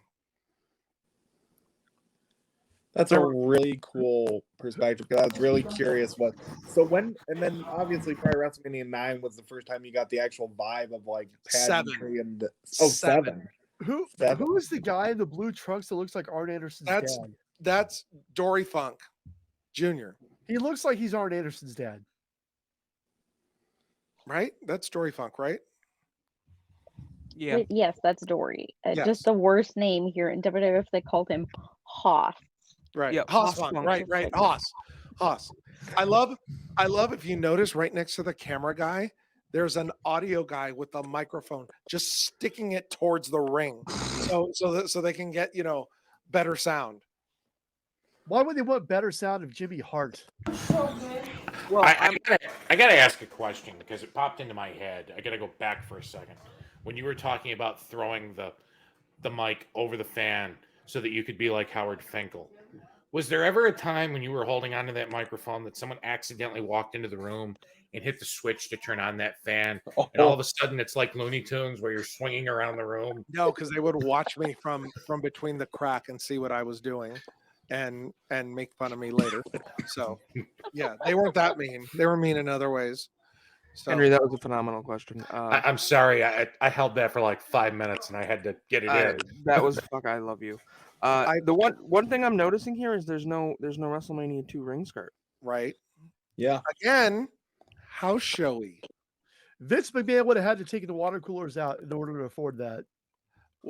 14,500 people here. $380,000 gate. Average ticket price $26.21. I paid $22 for my ticket. Where were you sitting? Lower bowl towards the back. I hate that spot. Would you? I mean, I don't know what a camera side was back then. Was it a camera side? Yes, because I remember walking in and seeing. I was on hard camera, not across from hard camera. Because as I walked in, I could see Alfred Hayes right in front of me doing his thing. That turnbuckle is coming off. This ring looks flimsy to me. Right. Ever been to a show where the ring ropes fell off? No. Have you? No. I've been to Yes. two. I've seen a show where Finn Balor's rope ring broke in the absolute worst fucking ending to a match in history. Look at this. No pads. No pads on the outside. Oh, nothing on the floor. Again now. We wonder why some of these old time wrestlers are in such bad shape. But they gave no fucks back then. They fell, I know. They did drugs. They drank. They went to the next town. My thing too is like, I wonder how Terry Funk gets out of bed. I think Well, it's he like a did beg 30 to people not to 45 send minute himself. process. Want to see Hoss Funk at WrestleMania? I don't. What are your thoughts on having a WrestleMania on a Monday? Because that seems very unusual. I loved this Tuesday in Texas. Let's put it that way. See, Tuesday in Texas gives me the feels. In fact, I want to. God, hell, we should do a fucking Tuesday in Texas bonus. I had an idea Amen. here. This is way in the weeds. That the people from Survivorgamia would come back for this Thursday in Tempe, and I was going to. I was gonna rent a hotel room in Tempe, Arizona, and do a show from there. Oh my God, this Thursday in Tempe. That's fucking great. That's great. So maybe in a future show or something. But I love the dog. Love seeing the dog. Big fan of the dog. Holy shit, a crisscross. I do remember the Uncle Elmer Adrian Adonis match from this show. That's one because the crowd's chanting the 3-letter F word and I'm hiding myself at 9 years old. Oh crap! You said Adrian Adonis. I believe. No, he's not here. We all know who the biggest Adrian Adonis fan is here, and I feel like if you say Adrian Adonis 3 times, a certain ad-free show's ref will appear. Mike Chiodo's a big Adrian Adonis fan? Yeah. I did not know that. Beetlejuice. All I do is speaking of Booker man. Hey, I've already got the Beetlejuice reference on the ticker here. What else do you want from me? So I want Jeff Jarrett to break into your bedroom and break a guitar over your head. You know what? I want Jeff Jarrett to come into my bedroom and break a guitar over my head. That's an oddly specific request. Why do you think I said Beetlejuice 3 times? I think you're both pretty, but go ahead. Efren, I do have and this might be an in the weeds question, but did you get any merchandise from this show, or were they selling any merchandise? Do you have any memorabilia from this WrestleMania? No, let's see what I wrote. Let's see. No, I don't. I never saw a merchandise stand here. Oh, that's interesting. Because by the time I got in, I think most people were already there watching the screens. Yeah. So it was empty. So we just walked right in. It didn't have the feel of, oh, this is going to start in a couple of minutes or something. Let's see. 7. I bought the cartoonish Hogan flag shirt. I think that ran about $25-30. But I remember the WrestleMania X7 jersey that people were wearing, that Shane McMahon was wearing. Oh yeah, yeah. That cost $50. I wore that forever until I couldn't fit in it. And it lasted So about you're telling, wait a minute, you went to 17, which means you went to Houston. You were in the same building that Earl Campbell was in, and Warren Moon, and the Houston Oilers. Please. I was row 5. I bought the package through WWF and did a meet and greet with and it was, oh God. That was how I went to WrestleMania 19 too, as we did the package. Did they put you in a bad hotel? No, we were staying at the W in Seattle. Really? We bought the platinum package, so okay. We paid $5,000. Right, that's what I paid. And it was for both of us, my mom and I. And so we were on the floor, I want to say maybe like 12 or 13 rows back. We were right behind the section that got the chairs. I wanted to do the chairs, but my mom was like, how are we going to get them home? Right. Ship them. And I was like, you have a point, mother. They put us at the Radisson Astrodome, which was right across the street. It took me half an hour to find my room because they weren't marked. And oh my. This is horrible, sir. I finally found it because it was in very, very light black marker. They wrote black marker on the door. I was like, oh my God. Room. And I open it and I can't get in. The closet roll-away mirror that goes left to right has fallen in front of the door. Oh my God. So it's like a fire hazard. It's like I'm like pushing. I finally get in. It takes like half an hour. And I take one look at the room. I go, we're staying somewhere else. Thank God I worked for Marriott at the time, and I got a room down the road. Or something. It was horrible. So I think we're ready, and I'm gonna set this up now. We are ready for another edition of Henry's Map It. So hold on. Where's my producer? Could you play it for me? Yo ho ho! Hey! Blow me down! Na na na na na. 332 Kitty Hawk, USS Kitty Hawk. This is Namcom State Dr. Roger, over.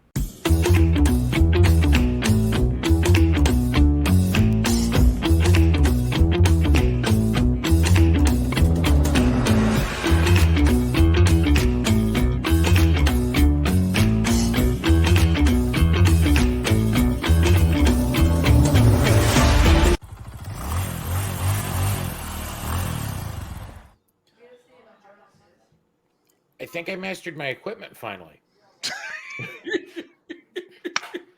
Yay! Everything works. I don't know where the lie is, Phil. Where's the beef? Can you tell me where the beef is? Anyway, our final leg of this journey that seems like it will never end, WrestleMania 2, takes us to the Los Angeles Memorial Sports Arena, which of our 3 venues is the only one that doesn't exist anymore. This building was actually torn down in 2016 and was replaced with I want to say a college football stadium. My research told me that. I didn't include it in the notes, and my notes are what I'm using. So this building was actually home to a full WrestleMania in its own right. Efren alluded to it a little earlier. WrestleMania 7, which featured the conclusion of a storyline between Sergeant Slaughter and Hulk Hogan for the World Heavyweight title. That is available somewhere in our archives. That WrestleMania was supposed to be at the Los Angeles Memorial Coliseum, but because of the ongoing security conflict due to the Persian Gulf War and the fact that Vince McMahon is just a terrible salesman and they couldn't sell tickets to this thing, they moved it somewhere where they were sure they could sell it out. I did a little bit on the Coliseum, and I kind of went heavy with the Bears earlier. So I'm going to kind of fast track through this one. The Los Angeles Memorial Coliseum is home, or has been home to 2 Olympiads in 1932 and 1984, and will host the third in 2028. 4 professional football teams have called the stadium home since it opened in 1920 or in the 1920s. The Los Angeles Extreme of the original XFL, which we referred to earlier. The Las Vegas Raiders called this place home for 12 years from 82 to 94. The Los Angeles Rams called it home for 33 years from 46 to 79 until they moved to Anaheim before they went to St. Louis, and would again call it home for 3 years until they built what will be the home of next year's WrestleMania and this year's Super Bowl, SoFi Stadium in Inglewood, California. Los Angeles, California has also hosted 2 other WrestleManias in its midst. WrestleMania number 12, which is best remembered for the main event for the WWE title between... I didn't know that, really? Mm-hmm. Have we covered WrestleMania 12? You have not. We're gonna we have to now. have you back for that. Mm-hmm. We have to have JD here for that too, because it'd be remiss not to include somebody who's a big Bret Hart mark like he is. Best part JD of that, sends his love to you, Efren. I love JD. Best part of that show that I was looking forward to that I didn't get, Nacho Man versus Huckster. I was waiting for that live. I was really hoping the billionaire Ted would go over that I was 10,000% disappointed. Which also features Shawn Michaels, who everybody knows and loves. As Frank Bruno is in love with this man to the point where he shoves 4-year-old girls out of the way. Thanks, Frank. Okay. I'm gonna murder the producer that showed that. That was me actually. I took that over. I did that. I just wanted to give Efren something to vomit to when he is done. So look what's. I'm sorry, Henry. I didn't mean to interrupt. Actually, go ahead. I'm not finished, but for you, anything, Efren. No, go ahead. for it. Go for it. Are you sure? Yeah, of course. The Staples Center, which recently changed its name to the Crypto.com Arena, hosted the other WrestleMania, WrestleMania 21, which would feature a main event between Batista and Triple H for WWE's logo feces-ridden version of this beautiful big gold belt. And I want to go back to the Coliseum for a second because within my research, I found a bit of information that I personally found to be interesting. To begin the season every year in NASCAR, they take a race for the winners who are the men and women who are the fastest qualifiers at each and every NASCAR Cup Series race. And typically, up until this year, they'd hold that race at Daytona, and it would kick off Speed Weeks. In several weeks, a first-of-its-kind event is going to take place at the Los Angeles Memorial Coliseum when they build a purpose-built quarter-mile racetrack and run the Busch Clash for the first time since its inception in 1979 at somewhere other than the World Center of Speed, the Daytona International Speedway in Daytona Beach, Florida, which I know NASCAR probably puts Phil to sleep just as much as the NFL does. I thought that was kind of interesting, and that's where I want to close with it. I have a question, Henry. Will there ever be a Map It where you do not feature the Maple Man title? Uh-oh. I will not shit on a person that is not here to defend themselves. I absolutely refuse to do that, and I'm going to let that go, Phil. I'm not answering your question. To do that would mean I'd have to shit on someone who's not here, and I won't do that. Well, on that note, guys, we're going to push to Elvira's titties. That would be 2 hours, 39 minutes, 49 seconds, and we are going to... But the intro video for this match only had like 5 minutes left. Who cares? We're just going there. 2 hours, 39 and what? 49, 39, 49. What the So fuck? actually, Especially I if it's saw her wearing. on TikTok, I saw on Elvira's TikTok that on her website you can actually buy a pillow that is the shape No. Yes. Of her bosoms. All right, let me Of her boobs, yes. before we get into the boobs, because holy crap, there they are. Wow, I mean, those things are out. Wait a minute, let's did we get were gonna there. start? Yes. Are we all there? Shall I send Yeah, I'm everybody the I'm TikTok? ready. there. All right. So you feel you good, Michael, James? Yep, I'm good. All Zeroed in. right. 3, 2, 1, and play. Boobies. I mean, wow, they really are out. So you can buy. Yes, I will send everybody the link to her TikTok, which is her showing off said pillow. I kind of get what Efren's talking about with the whole house show vibe for the last leg of WrestleMania. They had that cage secured with bright red straps. It's like they're not even trying anymore. This was this made it WrestleMania-ish, Henry, for me. Because this is the first time you see Big Blue. Never seen it before, ever. You said debut of Big Blue, right? What are your thoughts on Big Blue? Marked the F out. If I remember, screaming to my dad, look, Bundy probably demanded this type of cage so he could get out of it because he can't get through the cyclone fence. Hogan's gonna have a real hard time because this cage is different, and I just don't know how he's gonna do it with Bundy, because you never thought Bundy could exit the cage, and now he can. What's it? Mark out, baby. Do you wish I still used Big Blue, or do you like the current cage? This is my moment here. When I talked about every moment from WrestleMania, this is my moment. That thing coming out and being one of the 15,000 people there who saw it first, can't beat it. Can't beat it. First time. Would you please go through your other WrestleMania moments as well? 7. Seeing Hogan win the championship again. Because that's my guy.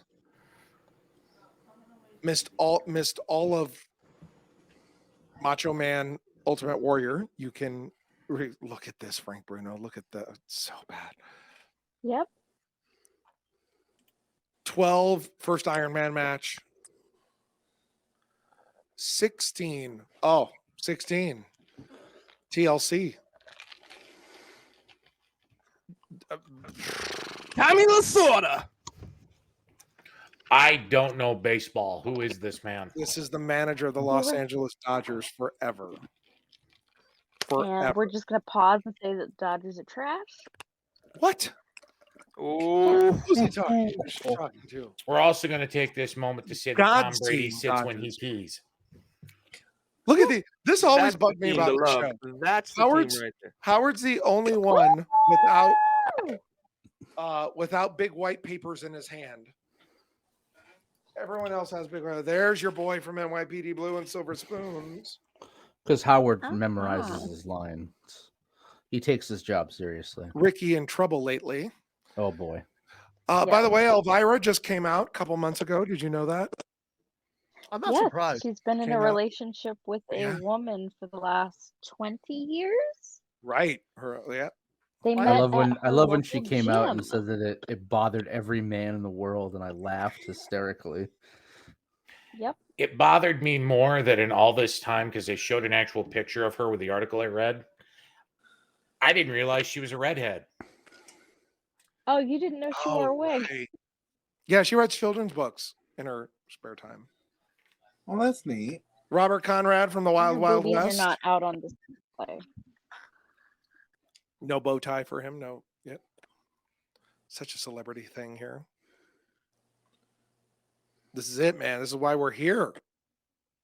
Anyone else excited for Bundy Hogan after him getting avalanched in Phoenix and no? I actually am excited to see this. I've never watched this match before.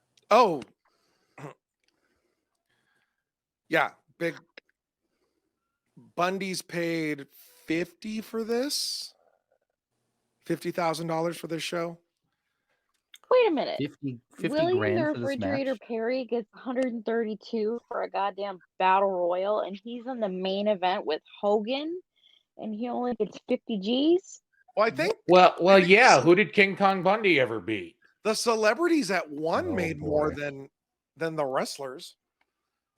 That actually makes sense. Well, That minus, does make sense. Minus Hogan though, right? Hey, Brandi, I don't know why you're surprised. Who do you think made the most money in the main event of the Floyd Money Mayweather WrestleMania? It was Floyd Money Mayweather. That would be Floyd Money Mayweather. Absolutely. Yeah, So that that doesn't shouldn't surprise surprise me. you. Celebrities get top billing, big celebrities get top billing at WrestleMania, and they will be paid more than WrestleMania main Did event. the NFL pick up any of the tab for the Battle Royal, or was it all paid out of?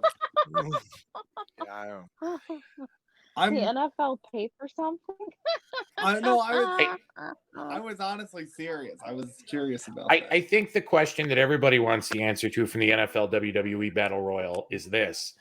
Andre the Giant was wearing what looked like Hulk Hogan's ring outfit minus the big boots. Yes, he wore. Did he give those tights back to Hulk Hogan after this pay-per-view? My goodness, that's a sight. Speaking of the NFL and paying for stuff, and probably the only tidbit of NFL news you'll ever hear from me in your entire life, the Los Angeles Rams did have to pay out to St. Louis for their bullshit, and we finally got paid for it. Thank you. Bobby Heenan. Phil, no one cares. He learned something. Oh, Bobby seeing as Hogan Heenan comes has in the two- ring, I love this. I love this version of the WWF belt. Bobby Heenan has 2 cracked vertebrae here, is in a hospital in Tampa, Florida on Sunday night. Vince says, if you don't make it to WrestleMania, you're fired.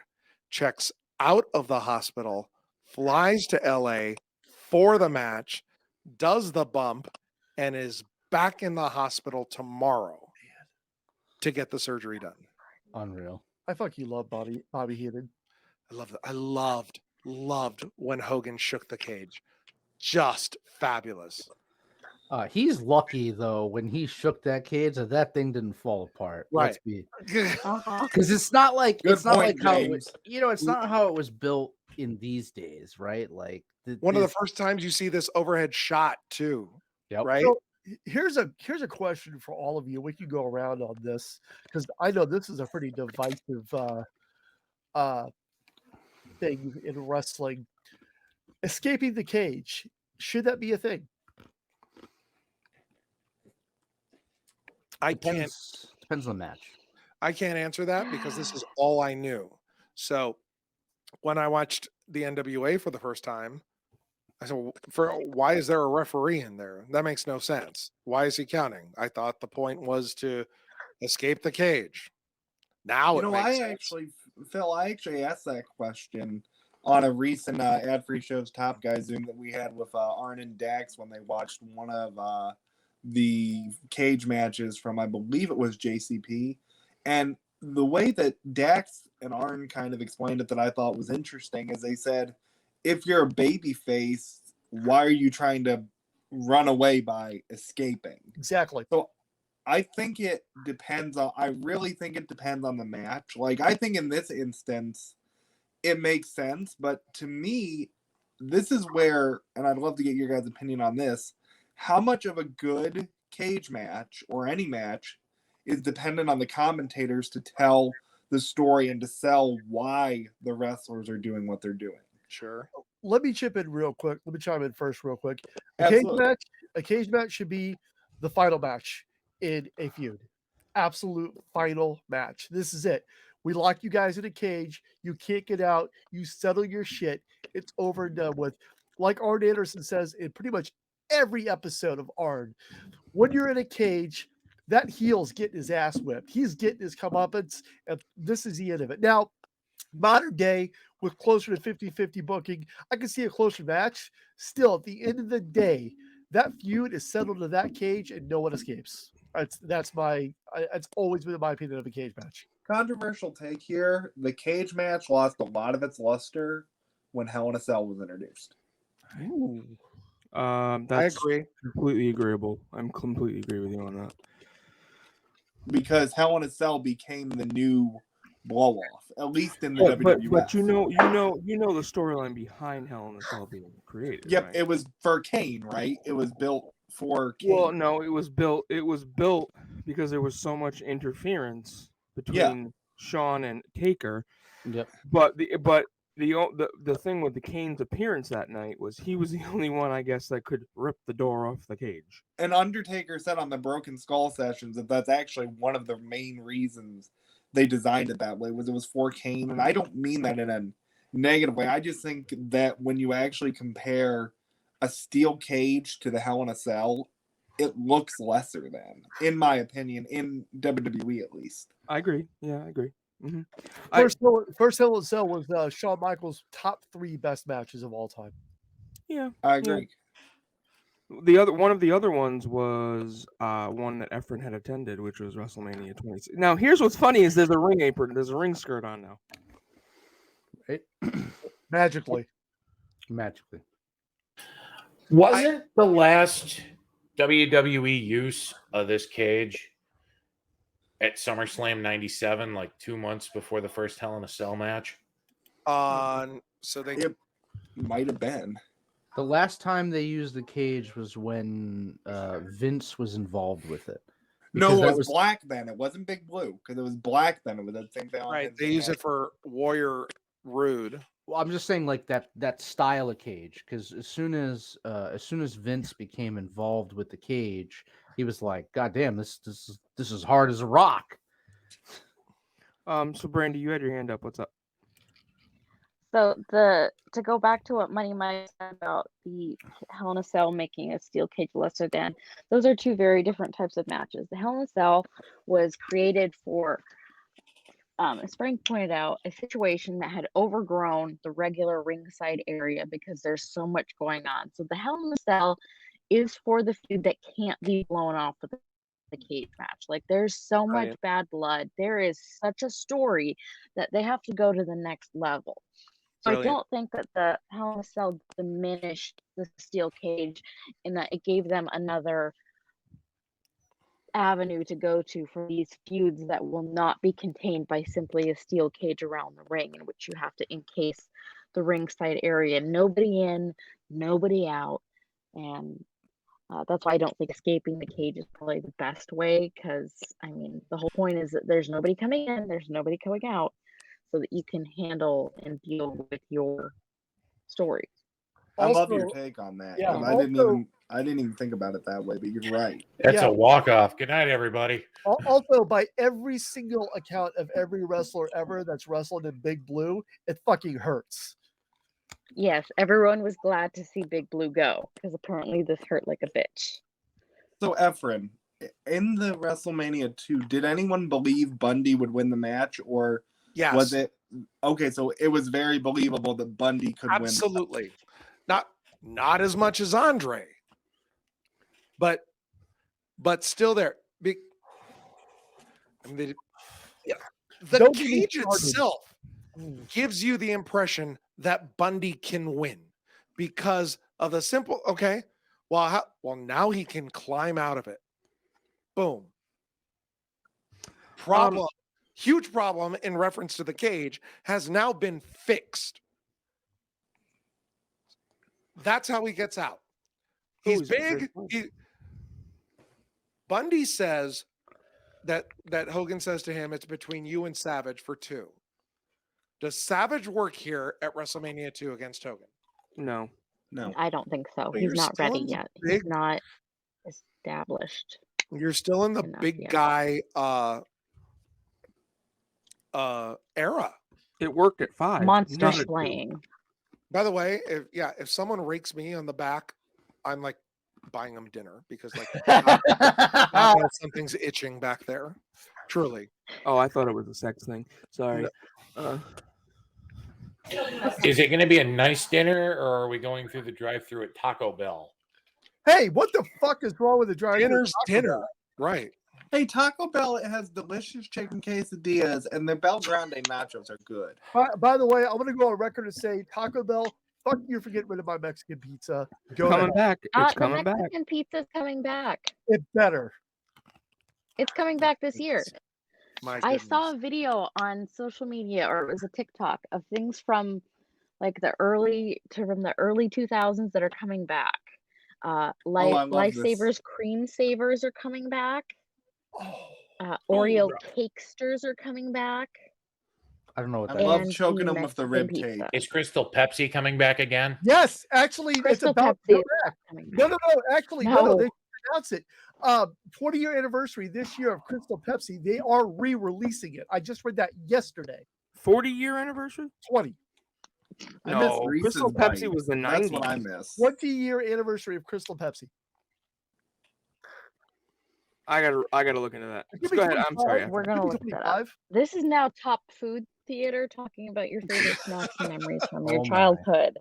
Top Chef Theater. I was a fan of escaping the cage because that means you've knocked your opponent out. They can't get up. So I never had a problem with it. Ever. That's actually a really good way to look at it. 30-year anniversary, guys. I apologize. That's what I thought. 30 years.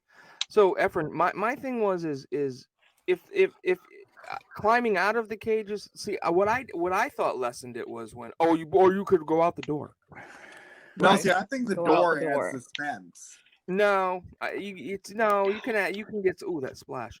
You can get suspense from like all of the false climb outs, but like it's the winner must climb out of the cage and their feet must touch the floor, not leaving the door. I think so. Who has the best leaving the door ever in a cage match? One person. Was it Mick Foley when China be smashed yes. him with the door? It was a triple threat. No. No, well, that's who is it, Efren? Don Morocco, Jimmy Snuka. Really? When Morocco gets thrown into the cage and calls for the door as he's getting thrown into the door, and Dick Kroll opens it and he falls out. And Snuka's so pissed he goes to the top of the cage and nails him. I think there's a door. Love that.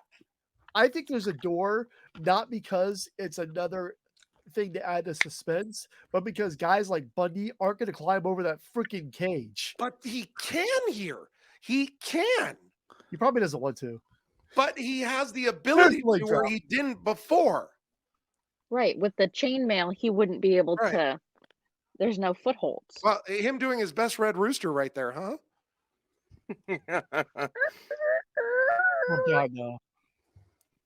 See, and this is actually, as we watch this finish, that's one thing I will say about the escape that works is when they make it a race. Look how fast Bundy got up from the leg drop. I'm sorry.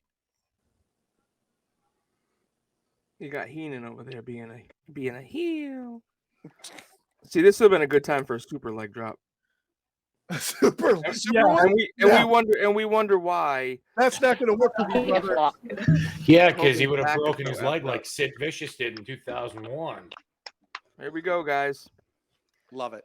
Hogan wins the match, escapes the cage, and that is your conclusion. This is why Bobby comes from Tampa for this moment with 2 cracked vertebrae and to not get fired.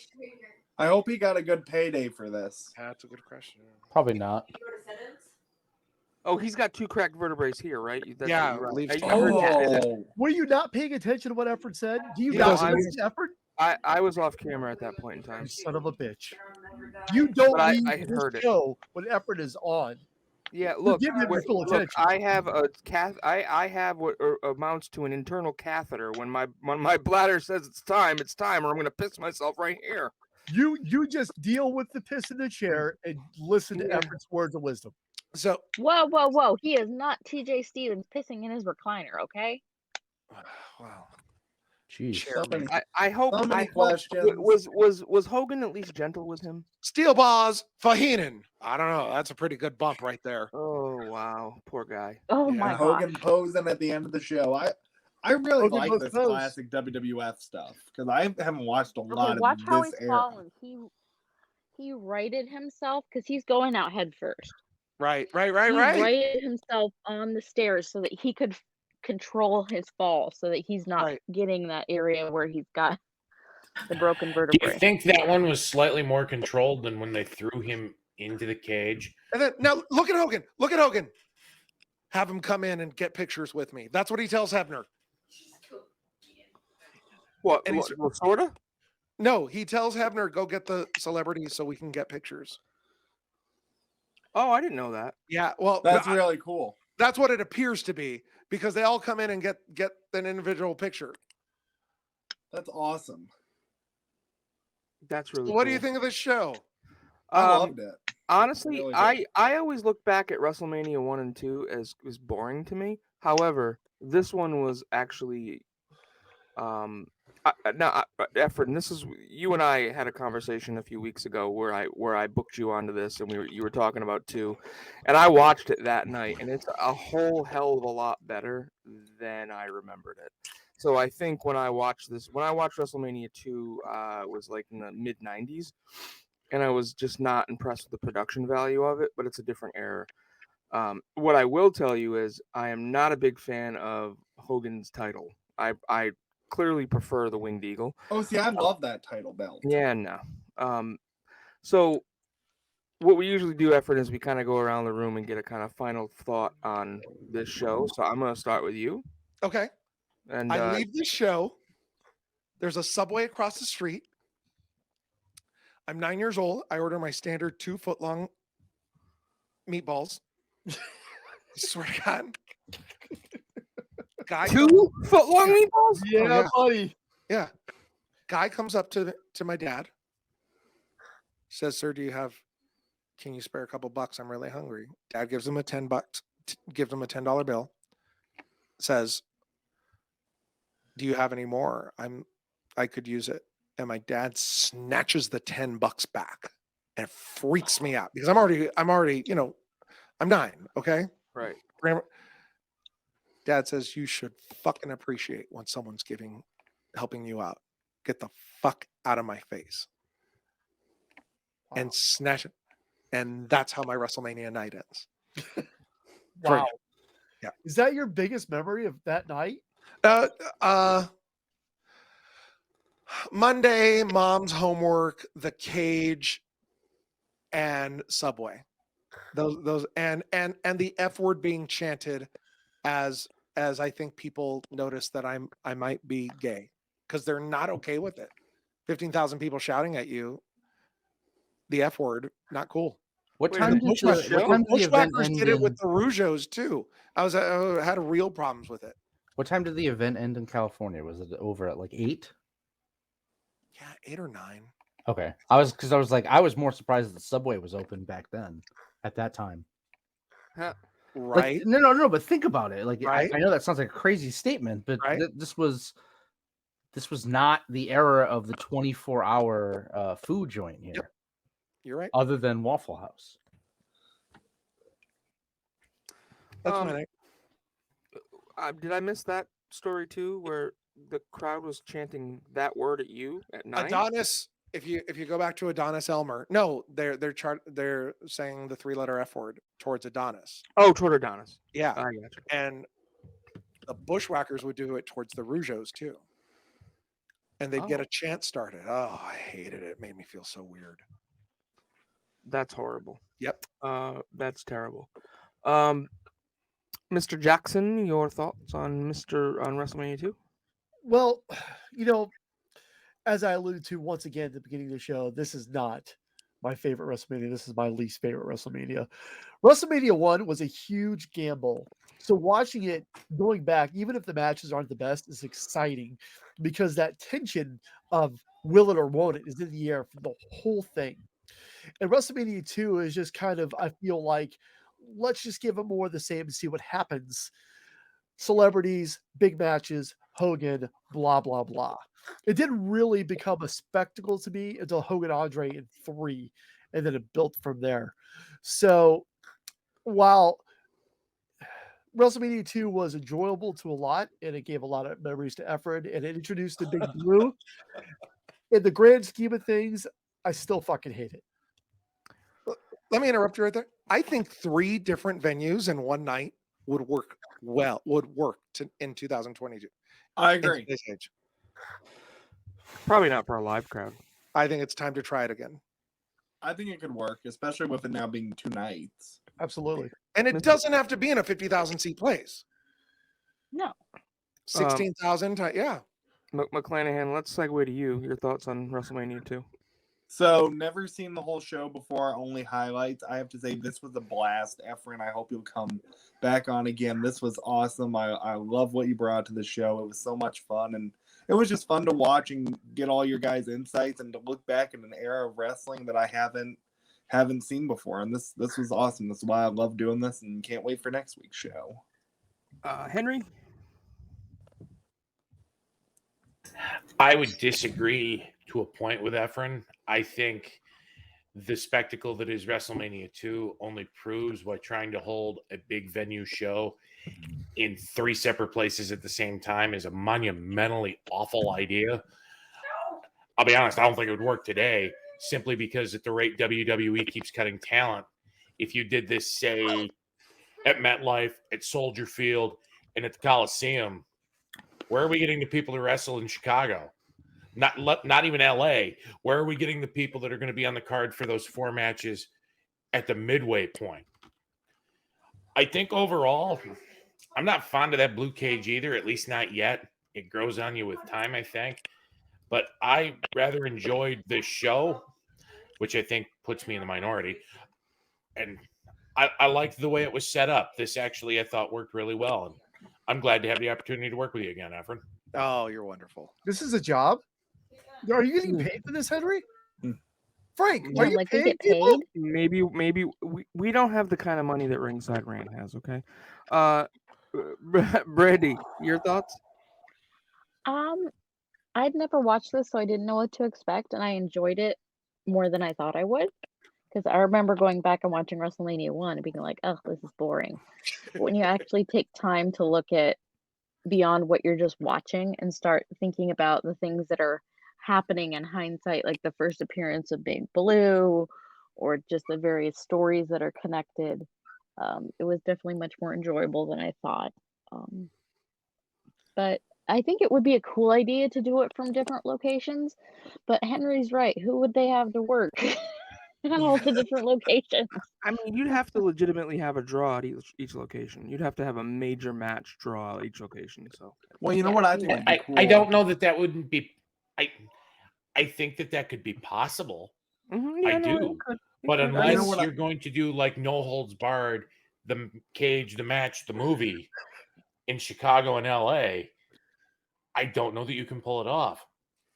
Well, you know what I think would even be cool is take a city like a New York, and what if you did 3 different venues in New York and you had matches at Manhattan Center, the Garden? So they try to do that with the last Because your fallacy doesn't work. MetLife Stadium is located in East Rutherford, New Jersey, and is not in New York State proper. Oh boy, they that's did that with the last Old School Raw, and it didn't exactly work because they only had 1 match. Which, if you could even call it a match, you had 1 appearance at that Manhattan Center, and everything else was at Barclays.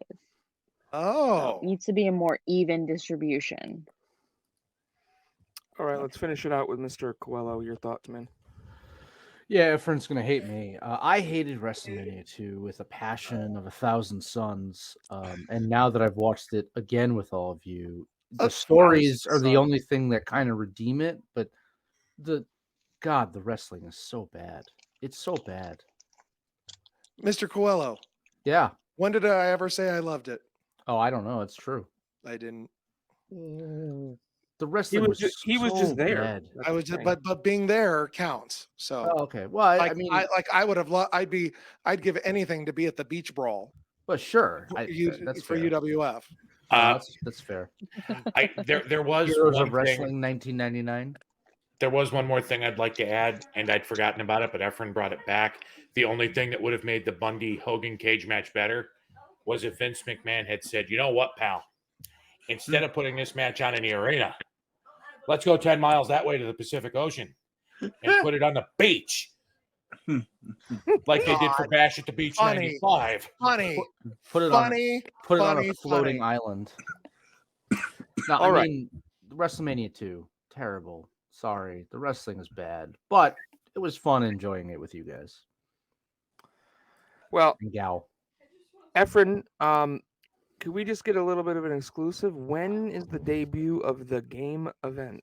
It should be coming in February, if not March, but looks like February. I've just gotten so much software that's gonna keep us occupied for the next year without a repeat. Unless Tic-Tac-Doe's coming, the Joker's Wild is coming, Chain Reaction is coming. Chain Reaction? The Chase is coming. Oh, can I be the Beast? Passport Plus is coming. There's so much stuff coming. Adfreeshows.com. The game event. I'm so appreciative for you all showing up. It some random idea, and I can't believe that people enjoy it. I'm so grateful. Can I throw out a random idea? Yes. For the next Top Guy weekend, because I think this is the only way this would work. Okay. There's a game show on right now, and you're gonna know the name of it because the name of it escapes me right now. But it's like, I don't know, it's Break the Bank or whatever. But it's like the one where they actually have to do like little things where, but they have like these little characters, and they're not life size, but it's almost like playing with action figures, and they have to like steal the money out of the bank. It only works if you can do it in person. It does not work virtual. So that's why I say Top Guy weekend, but something to look into, and I will get you the name. If you want it, always want everything to be organic. It doesn't need to come from me. It needs to come from you. Because if it comes from you and enough people say it, All right, Evan, we're coming for you, brother. How about Pro Wrestling Tees? I know you've got some stuff. Is it PWT or Box of Gimmicks? No, we're at boxofgimmicks.com. That's where you can get your price at least doubled with a Wrestlegamia or game event shirt. And which I was eligible for during Survivorgamia because I had my Survivorgamia shirt. Efren, anything else as far as I'm so grateful for you guys. Please know that. We love you. You mean so much to me. I hope you know that. Most consistently attended event on ad-free shows is Wrestlegamia.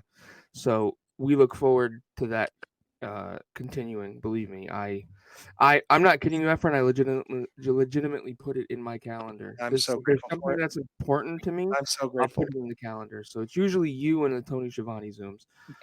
So on that note, everybody, next week, Dave McClay, and we are covering Boston Gardens finale, Survivor Series 1993. Most notable for when the Bret Hart-Owen Hart feud began, really. I mean, I know that he got kicked under his knee kicked out of his knee. Kicked his leg out of his leg. His leg out of his leg at Royal Rumble, but this is where the tension starts. So on that note, everybody, thank you so much, and we will see you next week for another Season 2 edition of Top Guy Theater. 14 WrestleManias. A leg drop, an elbow smash, a body slam. Are you ready to fight? Who will survive?